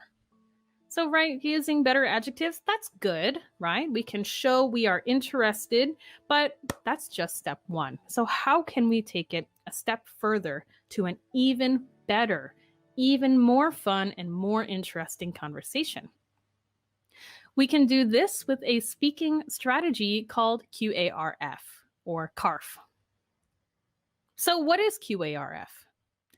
These are 4 simple letters to remember and help you when you're in an English conversation and maybe you're feeling a little nervous or stressed. Just remember QARF. So, what does that mean? Q means question. A stands for answer. R is response. And F is follow-up question. So, if we have a conversation between 2 people, maybe person 1 asks a question, person 2 answers, and person 1 responds and asks a follow-up question, and it keeps going in this way. QARF, ARF, ARF, ARF, ARF. So let's see what this looks like. So let's try our conversation again with QARF. And we're going to look at this in detail. So first, let's read this conversation. What are you going to do this weekend? I'm going to see my favorite band in concert. I'm so excited. That's awesome. I love going to concerts. Which band are you seeing? Oh, I'm going to see the Red Hot Chili Peppers. Do you like them? Yeah, they're great. I love their song Under the Bridge. No way, that's my favorite song. Okay, wow. So we can tell that this is a much better conversation, right? But why? Well, let's look a little bit closer. So here, if we look at person A, we have a question, right? Often we start conversations with questions. How are you? What are you doing today? How are you feeling? What did you do yesterday? And so on, right? Person B answers the question. I'm going to see my favorite band. I'm so excited. Next, instead of just saying, that's great, or that's awesome, we have a response and a follow-up question. So here, my response is, that's awesome. I love going to concerts. And then a follow-up question about the topic, right? They're going to see their favorite band. Oh, which band is that? So even just this simple strategy of responding and adding a follow-up question can make it a much better conversation. Sometimes if you're feeling nervous in a conversation, you might just have QA, QA, QA, QA. What are you going to do? What about tomorrow? Do you like this? Do you want to do that? Right? Not really great. So how can we prevent ourselves from doing that with our response? So here I shared my opinion about what they are doing. That's awesome. And a little bit more detail about what they said. So something about me too. I love going to see concerts. And then my follow-up question, which band are you seeing? Then they answer, oh, I'm going to see the Red Hot Chili Peppers. And lucky me, they also asked me a follow-up question. Do you like them? Right? Very common in conversation. And here I'm responding, yeah, they're great. So I have my better adjective, right? Great. Up here we used awesome. I love their song Under the Bridge. So again, adding a little bit more detail to my response. And then they respond, no way, that's my favorite song. And like this, our conversation can continue. So an easy way to remember is QARF, question, answer, response, and follow-up question.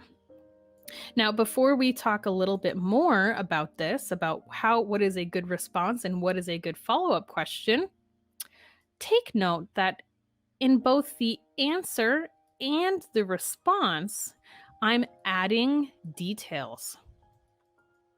So if you are, and this is another tip, so if you're having a conversation with someone and you only give short answers, well, that makes it very difficult to have a meaningful, longer, more interesting conversation, right?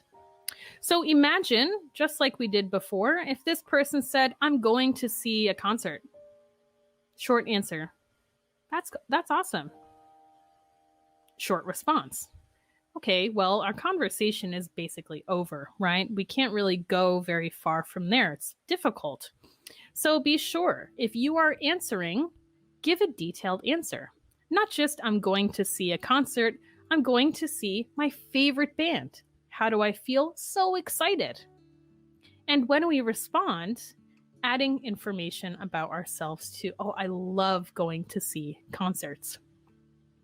Adding details to our answers and responses is a great way to make the conversation way more interesting. And here in our response down here, this person asked, do you like the Red Hot Chili Peppers? I could have just said, yeah. Oh, okay, conversation over again? No, yeah, they're great, my opinion. And adding more detail, I love their song Under the Bridge. So adding details is a really great way to make QARF work for you. So let's go ahead and talk about what is a good response, right? We have Q and A, and remember to add details to your answers, but what are some good responses? We can use strong adjectives like, that's awesome, that's amazing, oh, that's so cool. We can add our opinion, just like I did in that last conversation. That's awesome. I love going to concerts. That's so cool. I love their song Under the Bridge, right? Adding our opinion. So step 1 and 2. Another option for a different step 2, so having our strong adjective response, that's awesome, that's amazing, that's fascinating, that's spectacular. And then our opinion, we can also add a short anecdote. An anecdote is like a small, very, very short story, right? So let's say that I was in that conversation and I said, what are you going to do this weekend? Oh, I'm going to see my favorite band in concert. I'm so excited. So I might say, oh, that's awesome. And then short anecdote. I went to go see my favorite band, Radiohead, in concert recently, and it was amazing. Then my follow-up question, who are you going to see? And the conversation continues. So this is another way to add detail. But remember to keep your story or your anecdote short, right? We don't want to have someone say, oh, this amazing thing, I'm going to see my favorite band, and then kind of ignore their response, tell a long story, right? So short anecdote. Oh, I did that. It was amazing. Who are you going to see? So these are all examples of good responses. Strong adjectives and your opinion, or strong adjectives and a short anecdote, or just a short little story to relate to what they are saying. And after we have shared our opinion or a short anecdote, what about follow-up questions? What are good follow-up questions?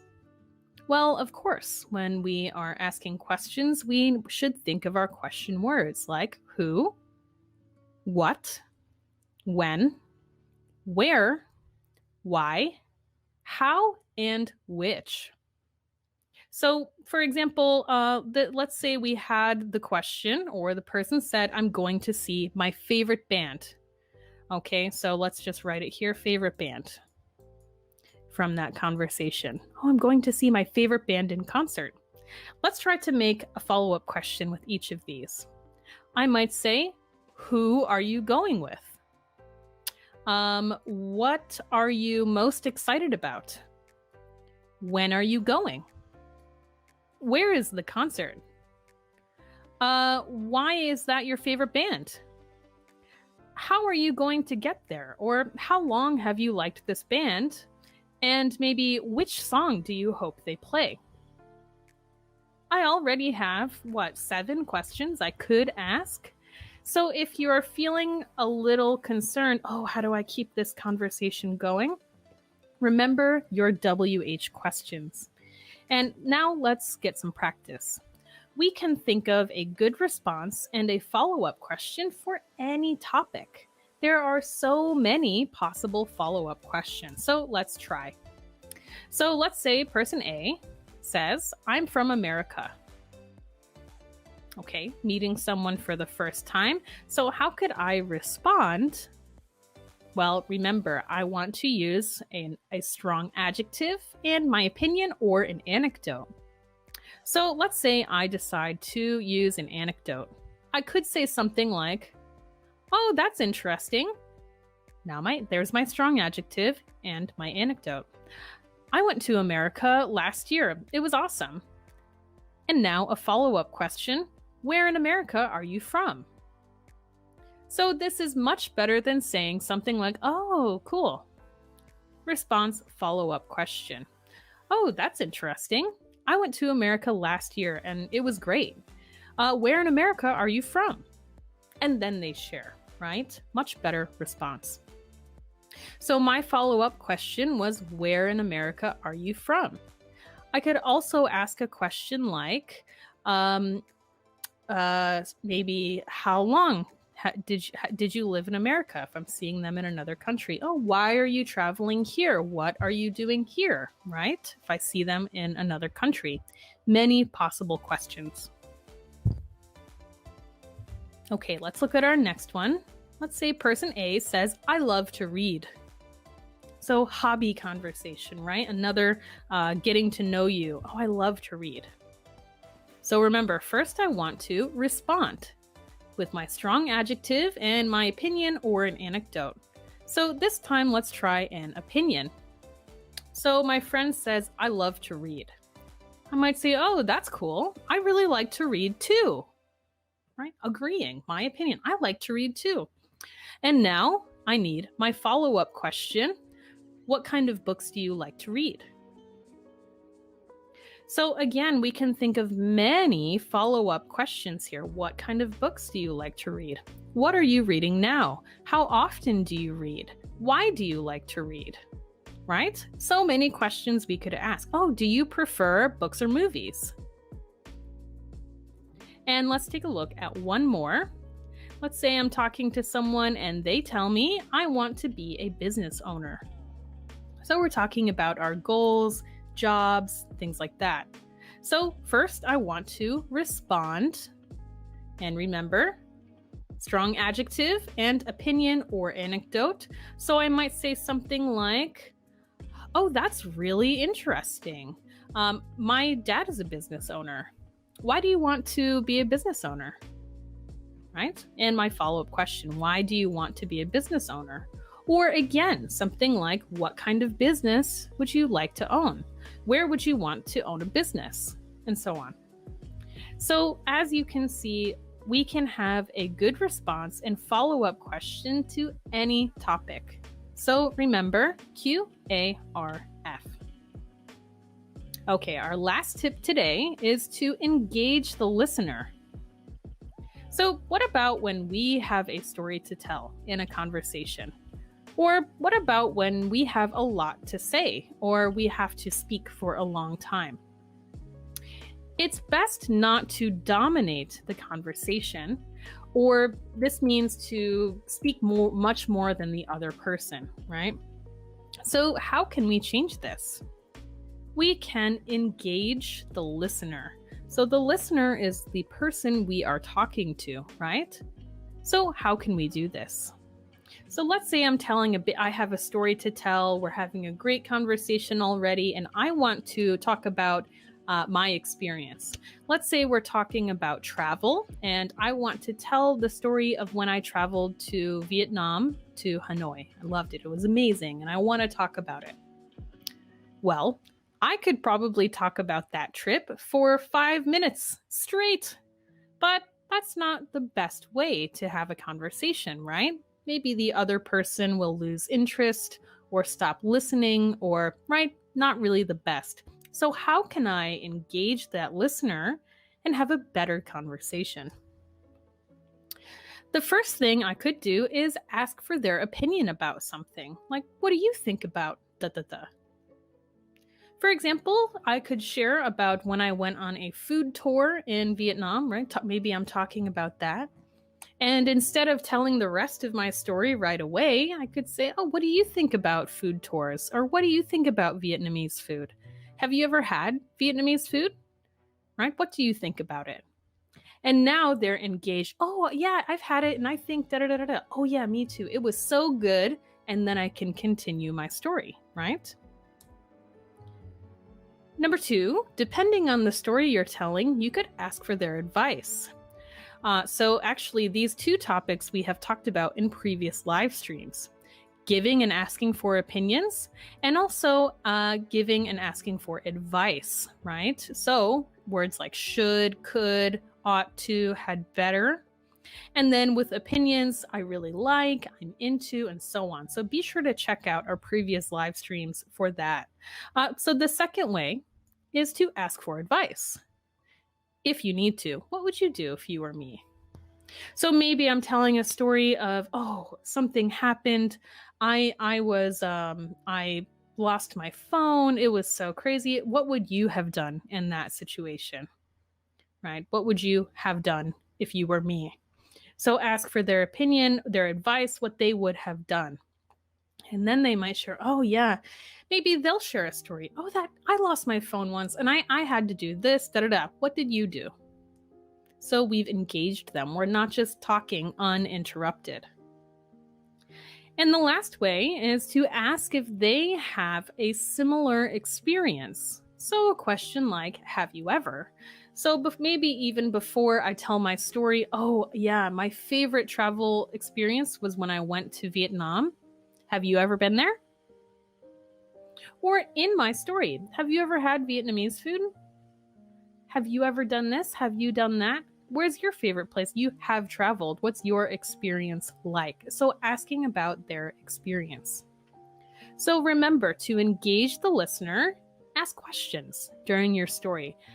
Ask for their opinion, ask for their advice if it's relevant or if you need to, and ask about their similar experiences.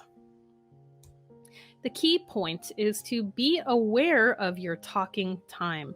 Be aware of when you're talking for a little too long. Maybe some of you do that. I know I certainly do sometimes. Be aware of how long you're talking. And but one thing, a tip that I want to give you guys is it's not always you doing all the talking, right? Sometimes maybe you're talking to someone, they are talking a lot. So a tip, if they are not engaging you and you're just sitting there, listening to a very long story, you can do something called interject. So this means maybe they get to the end of a sentence and now you can add something you want to say, right? Oh, maybe I am talking to you and I'm talking a lot, blah, blah, blah, blah, blah, going on about my travel experience. And you're like, okay, yep, okay, Sarah, right? You're talking a lot. So you can interject with your experience. Maybe I'm talking about my food tour and I'm about to keep talking, but I pause and you might say, interject, oh, that reminds me of when I went to this place and I tried this and I did that. Okay, so another tip, maybe you're on the other side, they are talking a lot. You can interrupt politely, interject with something you want to share, right? And again, you can share your opinion or share your advice or share your similar experience when the tables are turned. So last, remember, a conversation should have back and forth, and sometimes you have to take charge. This might mean asking a question, right? Asking for opinion, advice, or a similar experience, or interjecting with your opinion, advice, or similar experience. Okay, guys, so remember, use strong adjectives. Show your enthusiasm. Show you are interested with your words. And you can do it with your tone of voice and your gestures and body language as well. But step 1, strong adjectives. Show that you are really interested in what the person is saying. Step 2, use QARF. Remember to, if you are answering a question, answer in detail, right? Don't just give a short, simple answer. Tell a little bit more. If you are responding to what someone else said, be sure to add your opinion or maybe a short anecdote about what happened to you and ask a good follow-up question. Again, to show you're interested and to give each other more to talk about. More details, better conversation, easier to talk, right? The more you know, the easier it is to keep a conversation going. And last, remember to engage the listener. Ask questions, ask for their advice, their opinion, their similar experiences, or if you are the listener, remember it's okay to interject and ask questions of your own. Today, let's talk about something called the mirroring method. So first, let's answer our first question. What is the mirroring method? Well, we can think first, of course, what is a mirror? Well, here we see someone looking into a mirror, right? You see what we call your reflection, right? Looks the same. And what you do, your reflection does in the mirror, right? So this is where the name for the mirroring method comes from, is a mirror, right? It does the same thing as you. Mirroring is the careful study of an English speaker. So this includes using verbal and nonverbal behavior, which we'll talk about. So here, mirroring we use with video, because this is something we study and practice over time. So we want to use a recorded video of a speaker, of an English speaker, that we can use to study and practice their verbal and nonverbal behavior. So we'll talk about what that is.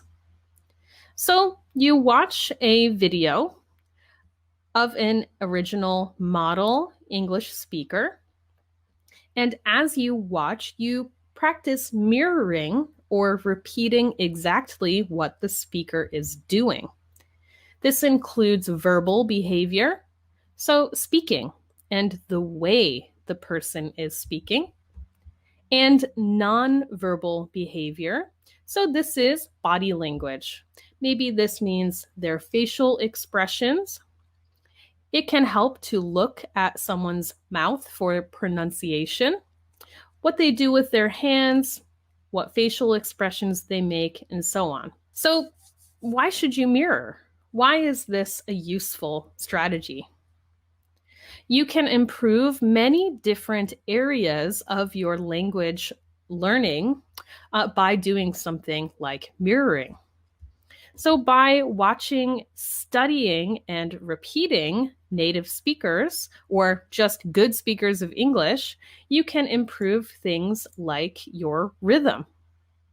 So rhythm is the pace and speed at which you speak, right? So each language has some different rhythm. So you can improve your rhythm. You can improve your intonation. And intonation is the way our voice goes up and down when we speak any language, right? So different languages have different intonation. And also the way we talk about things, we use different rhythm and different intonation depending on the topic. So mirroring and watching a really good model and repeating after a good model speaker. And by the way, model means like a really good example. maybe no one is perfect, but a great example is a model. So someone who you want to be like, right? Oh, they speak so well. I want to be like them. They are my model, right? They are a good example. So also you can improve your nonverbal, so non-speaking communication. So remember that's things like gestures, facial expressions, and so on. And of course, your overall confidence. This is an easy method to practice, and you will see yourself improve as long as you are consistent, of course. Another reason why you should mirror is you can see how all these different parts of pronunciation, rhythm and intonation and sentence stress and word stress and so on, make a speaker more effective and easier to understand when they are sharing what they want to say. And finally, it's enjoyable. Many students who have used this method say that it gave them more confidence and helped them to be interested in English again. So, if you feel like maybe the way you are studying now is not fun for you or not interesting, this is a really great tool. All right, so we know what is mirroring and why you should do it. So next, let's talk about who. So I mentioned the word model, right? This is the person you are going to choose. The model can be a native speaker of English or a really good non-native speaker. Choose someone you enjoy watching. If you really enjoy watching the news and you have someone that you really enjoy watching, you can watch them and model. They can be your model. You can mirror them. So you can choose anyone. If you enjoy sports, choose your favorite athlete and watch them in interviews, and you can mirror them. It's up to you who you choose to model. But make sure it's someone you enjoy. If you are modeling someone who, oh, it's so boring, then this will not be fun, right? So choose someone you enjoy. You can mirror people on many platforms like YouTube and Netflix. There are so many options available, and you can choose the person you want to watch. And you can also choose the topic that you are interested in talking about, right? You're mirroring someone's speech and body language, so you can choose the person and topic you enjoy. So that's very important. Make sure you enjoy it. Okay, next, let's talk about how. How do you do it? How do you mirror someone? What is the method? So I'm going to give 2 simple steps. And I encourage you to look back, maybe watch this part of the video again if this is a method you want to try, just to make sure you get it. So, step 1 is to analyze what you are watching. So, let's take a look at this word, analyze. Analyze means to look closely, right? Look at the details and really try to understand in a deep way, really understand what you are watching. So start by focusing on the big picture or the big themes of what you are watching, like who the speaker is, what they are trying to do, and what speech characteristics they use to accomplish that goal. So let's go back. First, who the speaker is. So of course are you listening to an athlete? Are you listening to a scientist? Are you listening to just a normal YouTuber? Who is the speaker? And next, what are they trying to do? So maybe you are watching something that is trying to inspire you or make you feel motivated, like you want to do something. Is that what they're trying to do? Maybe they're trying to persuade you, which means to change your opinion. So, is that what they're doing in the video? Maybe you choose to mirror someone who is teaching. Is that what they're trying to do? And so on. So, there are many things. Maybe they are just talking about their daily life. Maybe they are just sharing some simple information. Maybe they are talking about a product and so on. So, what are they trying to do? This is very important because this changes the way that we speak. So, for example, if someone is trying to inspire you, the speed and volume and pausing that they use, and things again like intonation, are going to be different than if they are teaching you, let's say. So it's very important to know what they are trying to do in the video.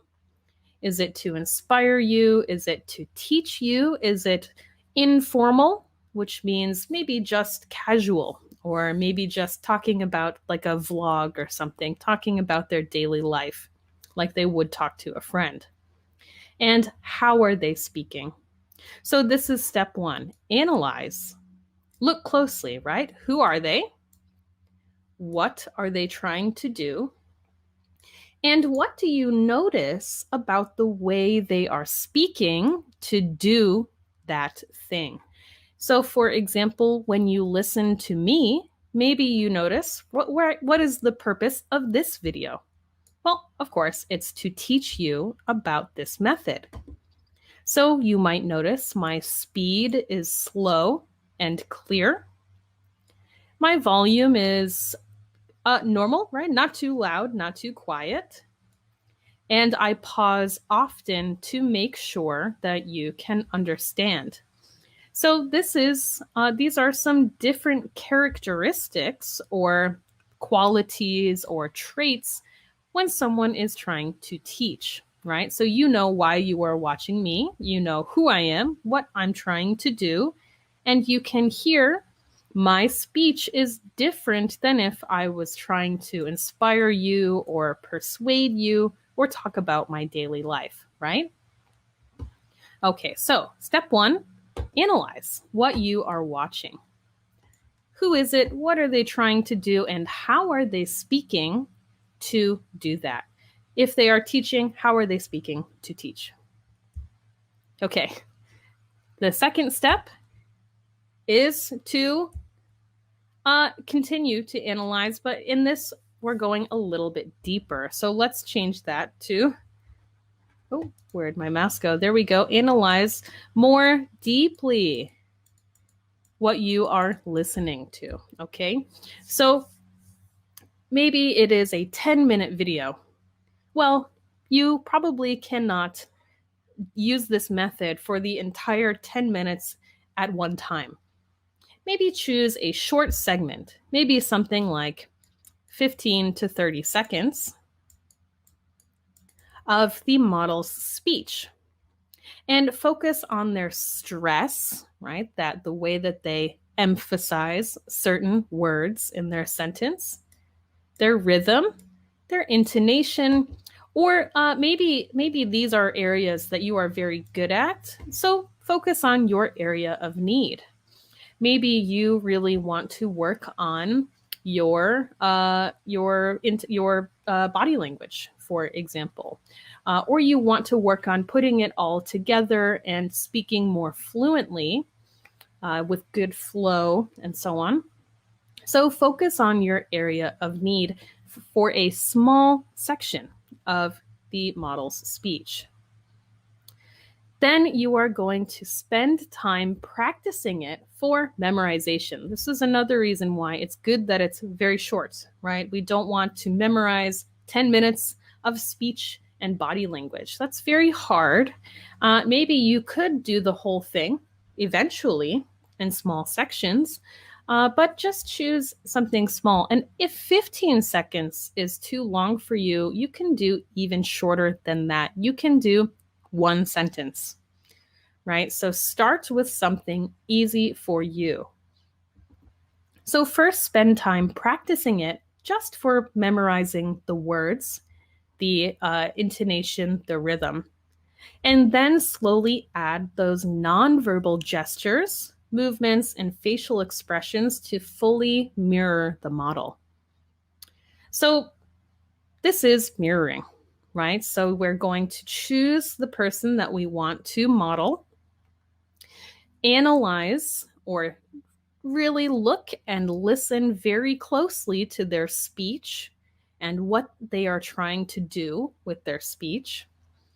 And then spend a good amount of time practicing, memorizing, and really working on mirroring what they're doing. So, something important is that mirroring takes time and practice. So, some of you, this might be confusing this with another method called shadowing. Shadowing is repeating a speaker with a short delay. So, for example, maybe I am watching a movie in the language, let's say I am trying to learn Spanish. So, if I'm watching a Spanish movie, shadowing is just listening and repeating right away, right? There's very short time between, but that's not mirroring. Shadowing can be useful too if your level is a little higher and you're just trying to quickly work on your comprehension and understanding. Mirroring takes time and practice, so 1 to 3 weeks, depending on how long or how difficult what you chose is. So, if you chose a vlog, for example, and you chose 30 seconds of someone talking about what they are going to do that day, maybe just 1 week. If you chose a topic like technology with a lot of vocabulary and that's a little more difficult, maybe 3 weeks. But it takes time and practice. So, also, unlike shadowing, that you are choosing the model and you're focusing on verbal and nonverbal, so speaking and body language, to mirror the speaker's emotions and purpose. So, this can be very useful for learning how to express similar emotions and a similar purpose. So, remember, the purpose is the reason why they are speaking. So their purpose, again, might be teaching. So maybe you are an English teacher. I know some of you who watch this channel are. So watching a teacher and mirroring the way that they speak and what they do might help you to feel more confident in your ability to teach in English. If you want to talk about a certain topic and try to persuade someone, remember, change their opinion about any topic. Listening to a good model that you like, that is very good at persuading, can help you to learn and practice the ways that they do that to become more effective. This is something that second language learners do, so you learning English, but we do this in our native language as well, right? There are people who we think are very good speakers or very good teachers, very good persuaders, and we're very good at inspiring people, and we might try to be like them. And this includes trying to speak like them or express our ideas like them, right? So we do this with our role models anyway. This is just doing it in a second language, and it can really, really help you to learn how to do it, express whatever that emotion or purpose is more effectively. Okay, so next I'm going to give you 2 very good resources you can use to help you with this method. So I'm going to give you one for Netflix and one for YouTube. All right, so for Netflix, there is a Google Chrome extension So if you use Google Chrome, you can download this called Language Learning with Netflix. You can use this to study your favorite shows and movies on Netflix. So let's talk about how to use it quickly. You can download it from the Chrome Web Store, which we see here, right? So it's in your settings, extensions, and just search for Language Learning with Netflix. You can also just go to google.com and type in Language Learning with Netflix, and you can download it. So it's free. Woo! No money, free app to use, free extension. And let me show you what exactly this does. So after you download it, you'll see when you watch YouTube or when you watch Netflix, a setting will come up and you can click to turn it on. So after you turn it on, this is the screen that you will see. You can see that it gives you English and the subtitles in your language. So for this example, I used Korean. So here we have English and Korean subtitles, but it can be English and so many languages shown at the same time. Okay. So once you get here, you can click the settings button and then you'll see this screen. So choose the correct settings, the audio. So what is the language you hear the Netflix show in, what the subtitle language is, and what the translation language is. So here again, I chose Korean, but there are many, many options available. And this is what you'll see. And there are some cool features with this as well. You can highlight a word and then something will pop up and you can see the definition of the word.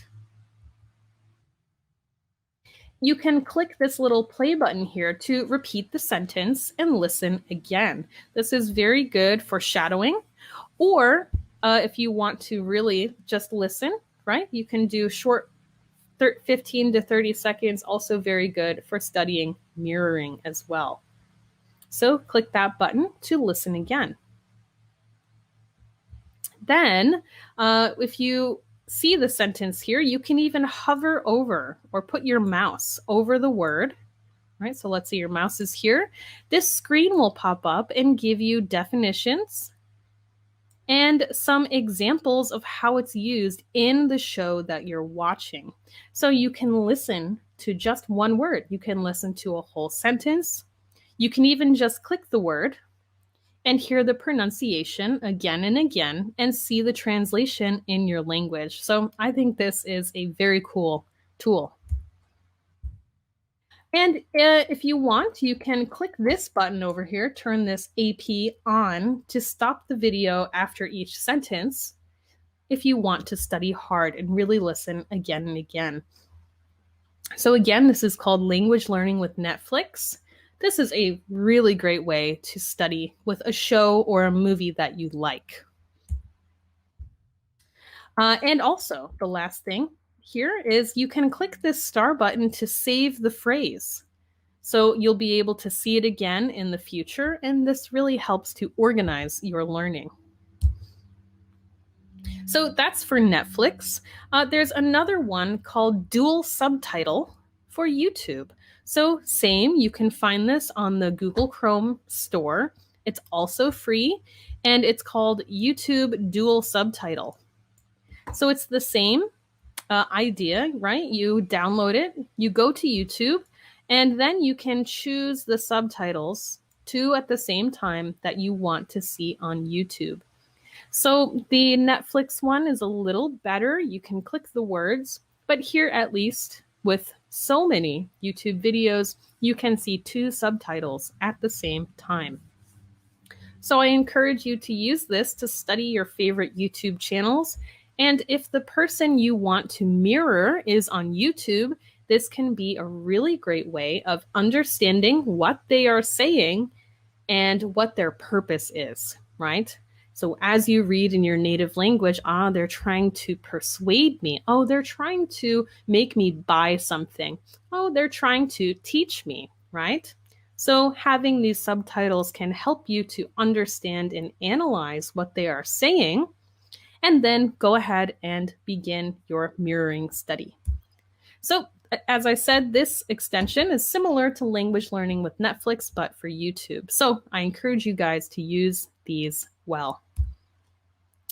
And the last, so we have Netflix and YouTube Google Chrome extensions. And here is something I have mentioned before, TED.com. So TED is an excellent resource. I'm sure many of you have watched TED Talks. People from all over the world on all different topics give speeches in front of an audience where they talk about so many different topics. Many are about teaching and sharing information, but some are artistic, right? There's music and poetry and people sharing stories about their lives, things like that. So many different topics. And many, many, many videos have subtitles in other languages. So if you want to study some very, very good model English speakers, TED.com is excellent for this. You can improve your listening, speaking, your vocabulary, and your body language. These people on TED are presenting, so they are very careful and very purposeful with their body language, how they are speaking. And because there are so hundreds of topics you can choose from, you can really improve your vocabulary about many different topics. Also, the videos have full transcripts. So a transcript is the whole, everything that the person says in the video that you can read. And you can also see a translation of the whole transcript. So this can help you with mirroring, right? You have it right there before you. You can memorize, practice, and really learn to mimic some really excellent English speakers. Okay, guys, so that is it for today for this lesson about mirroring. This is a really great way to learn and practice, and I really hope you give it a try.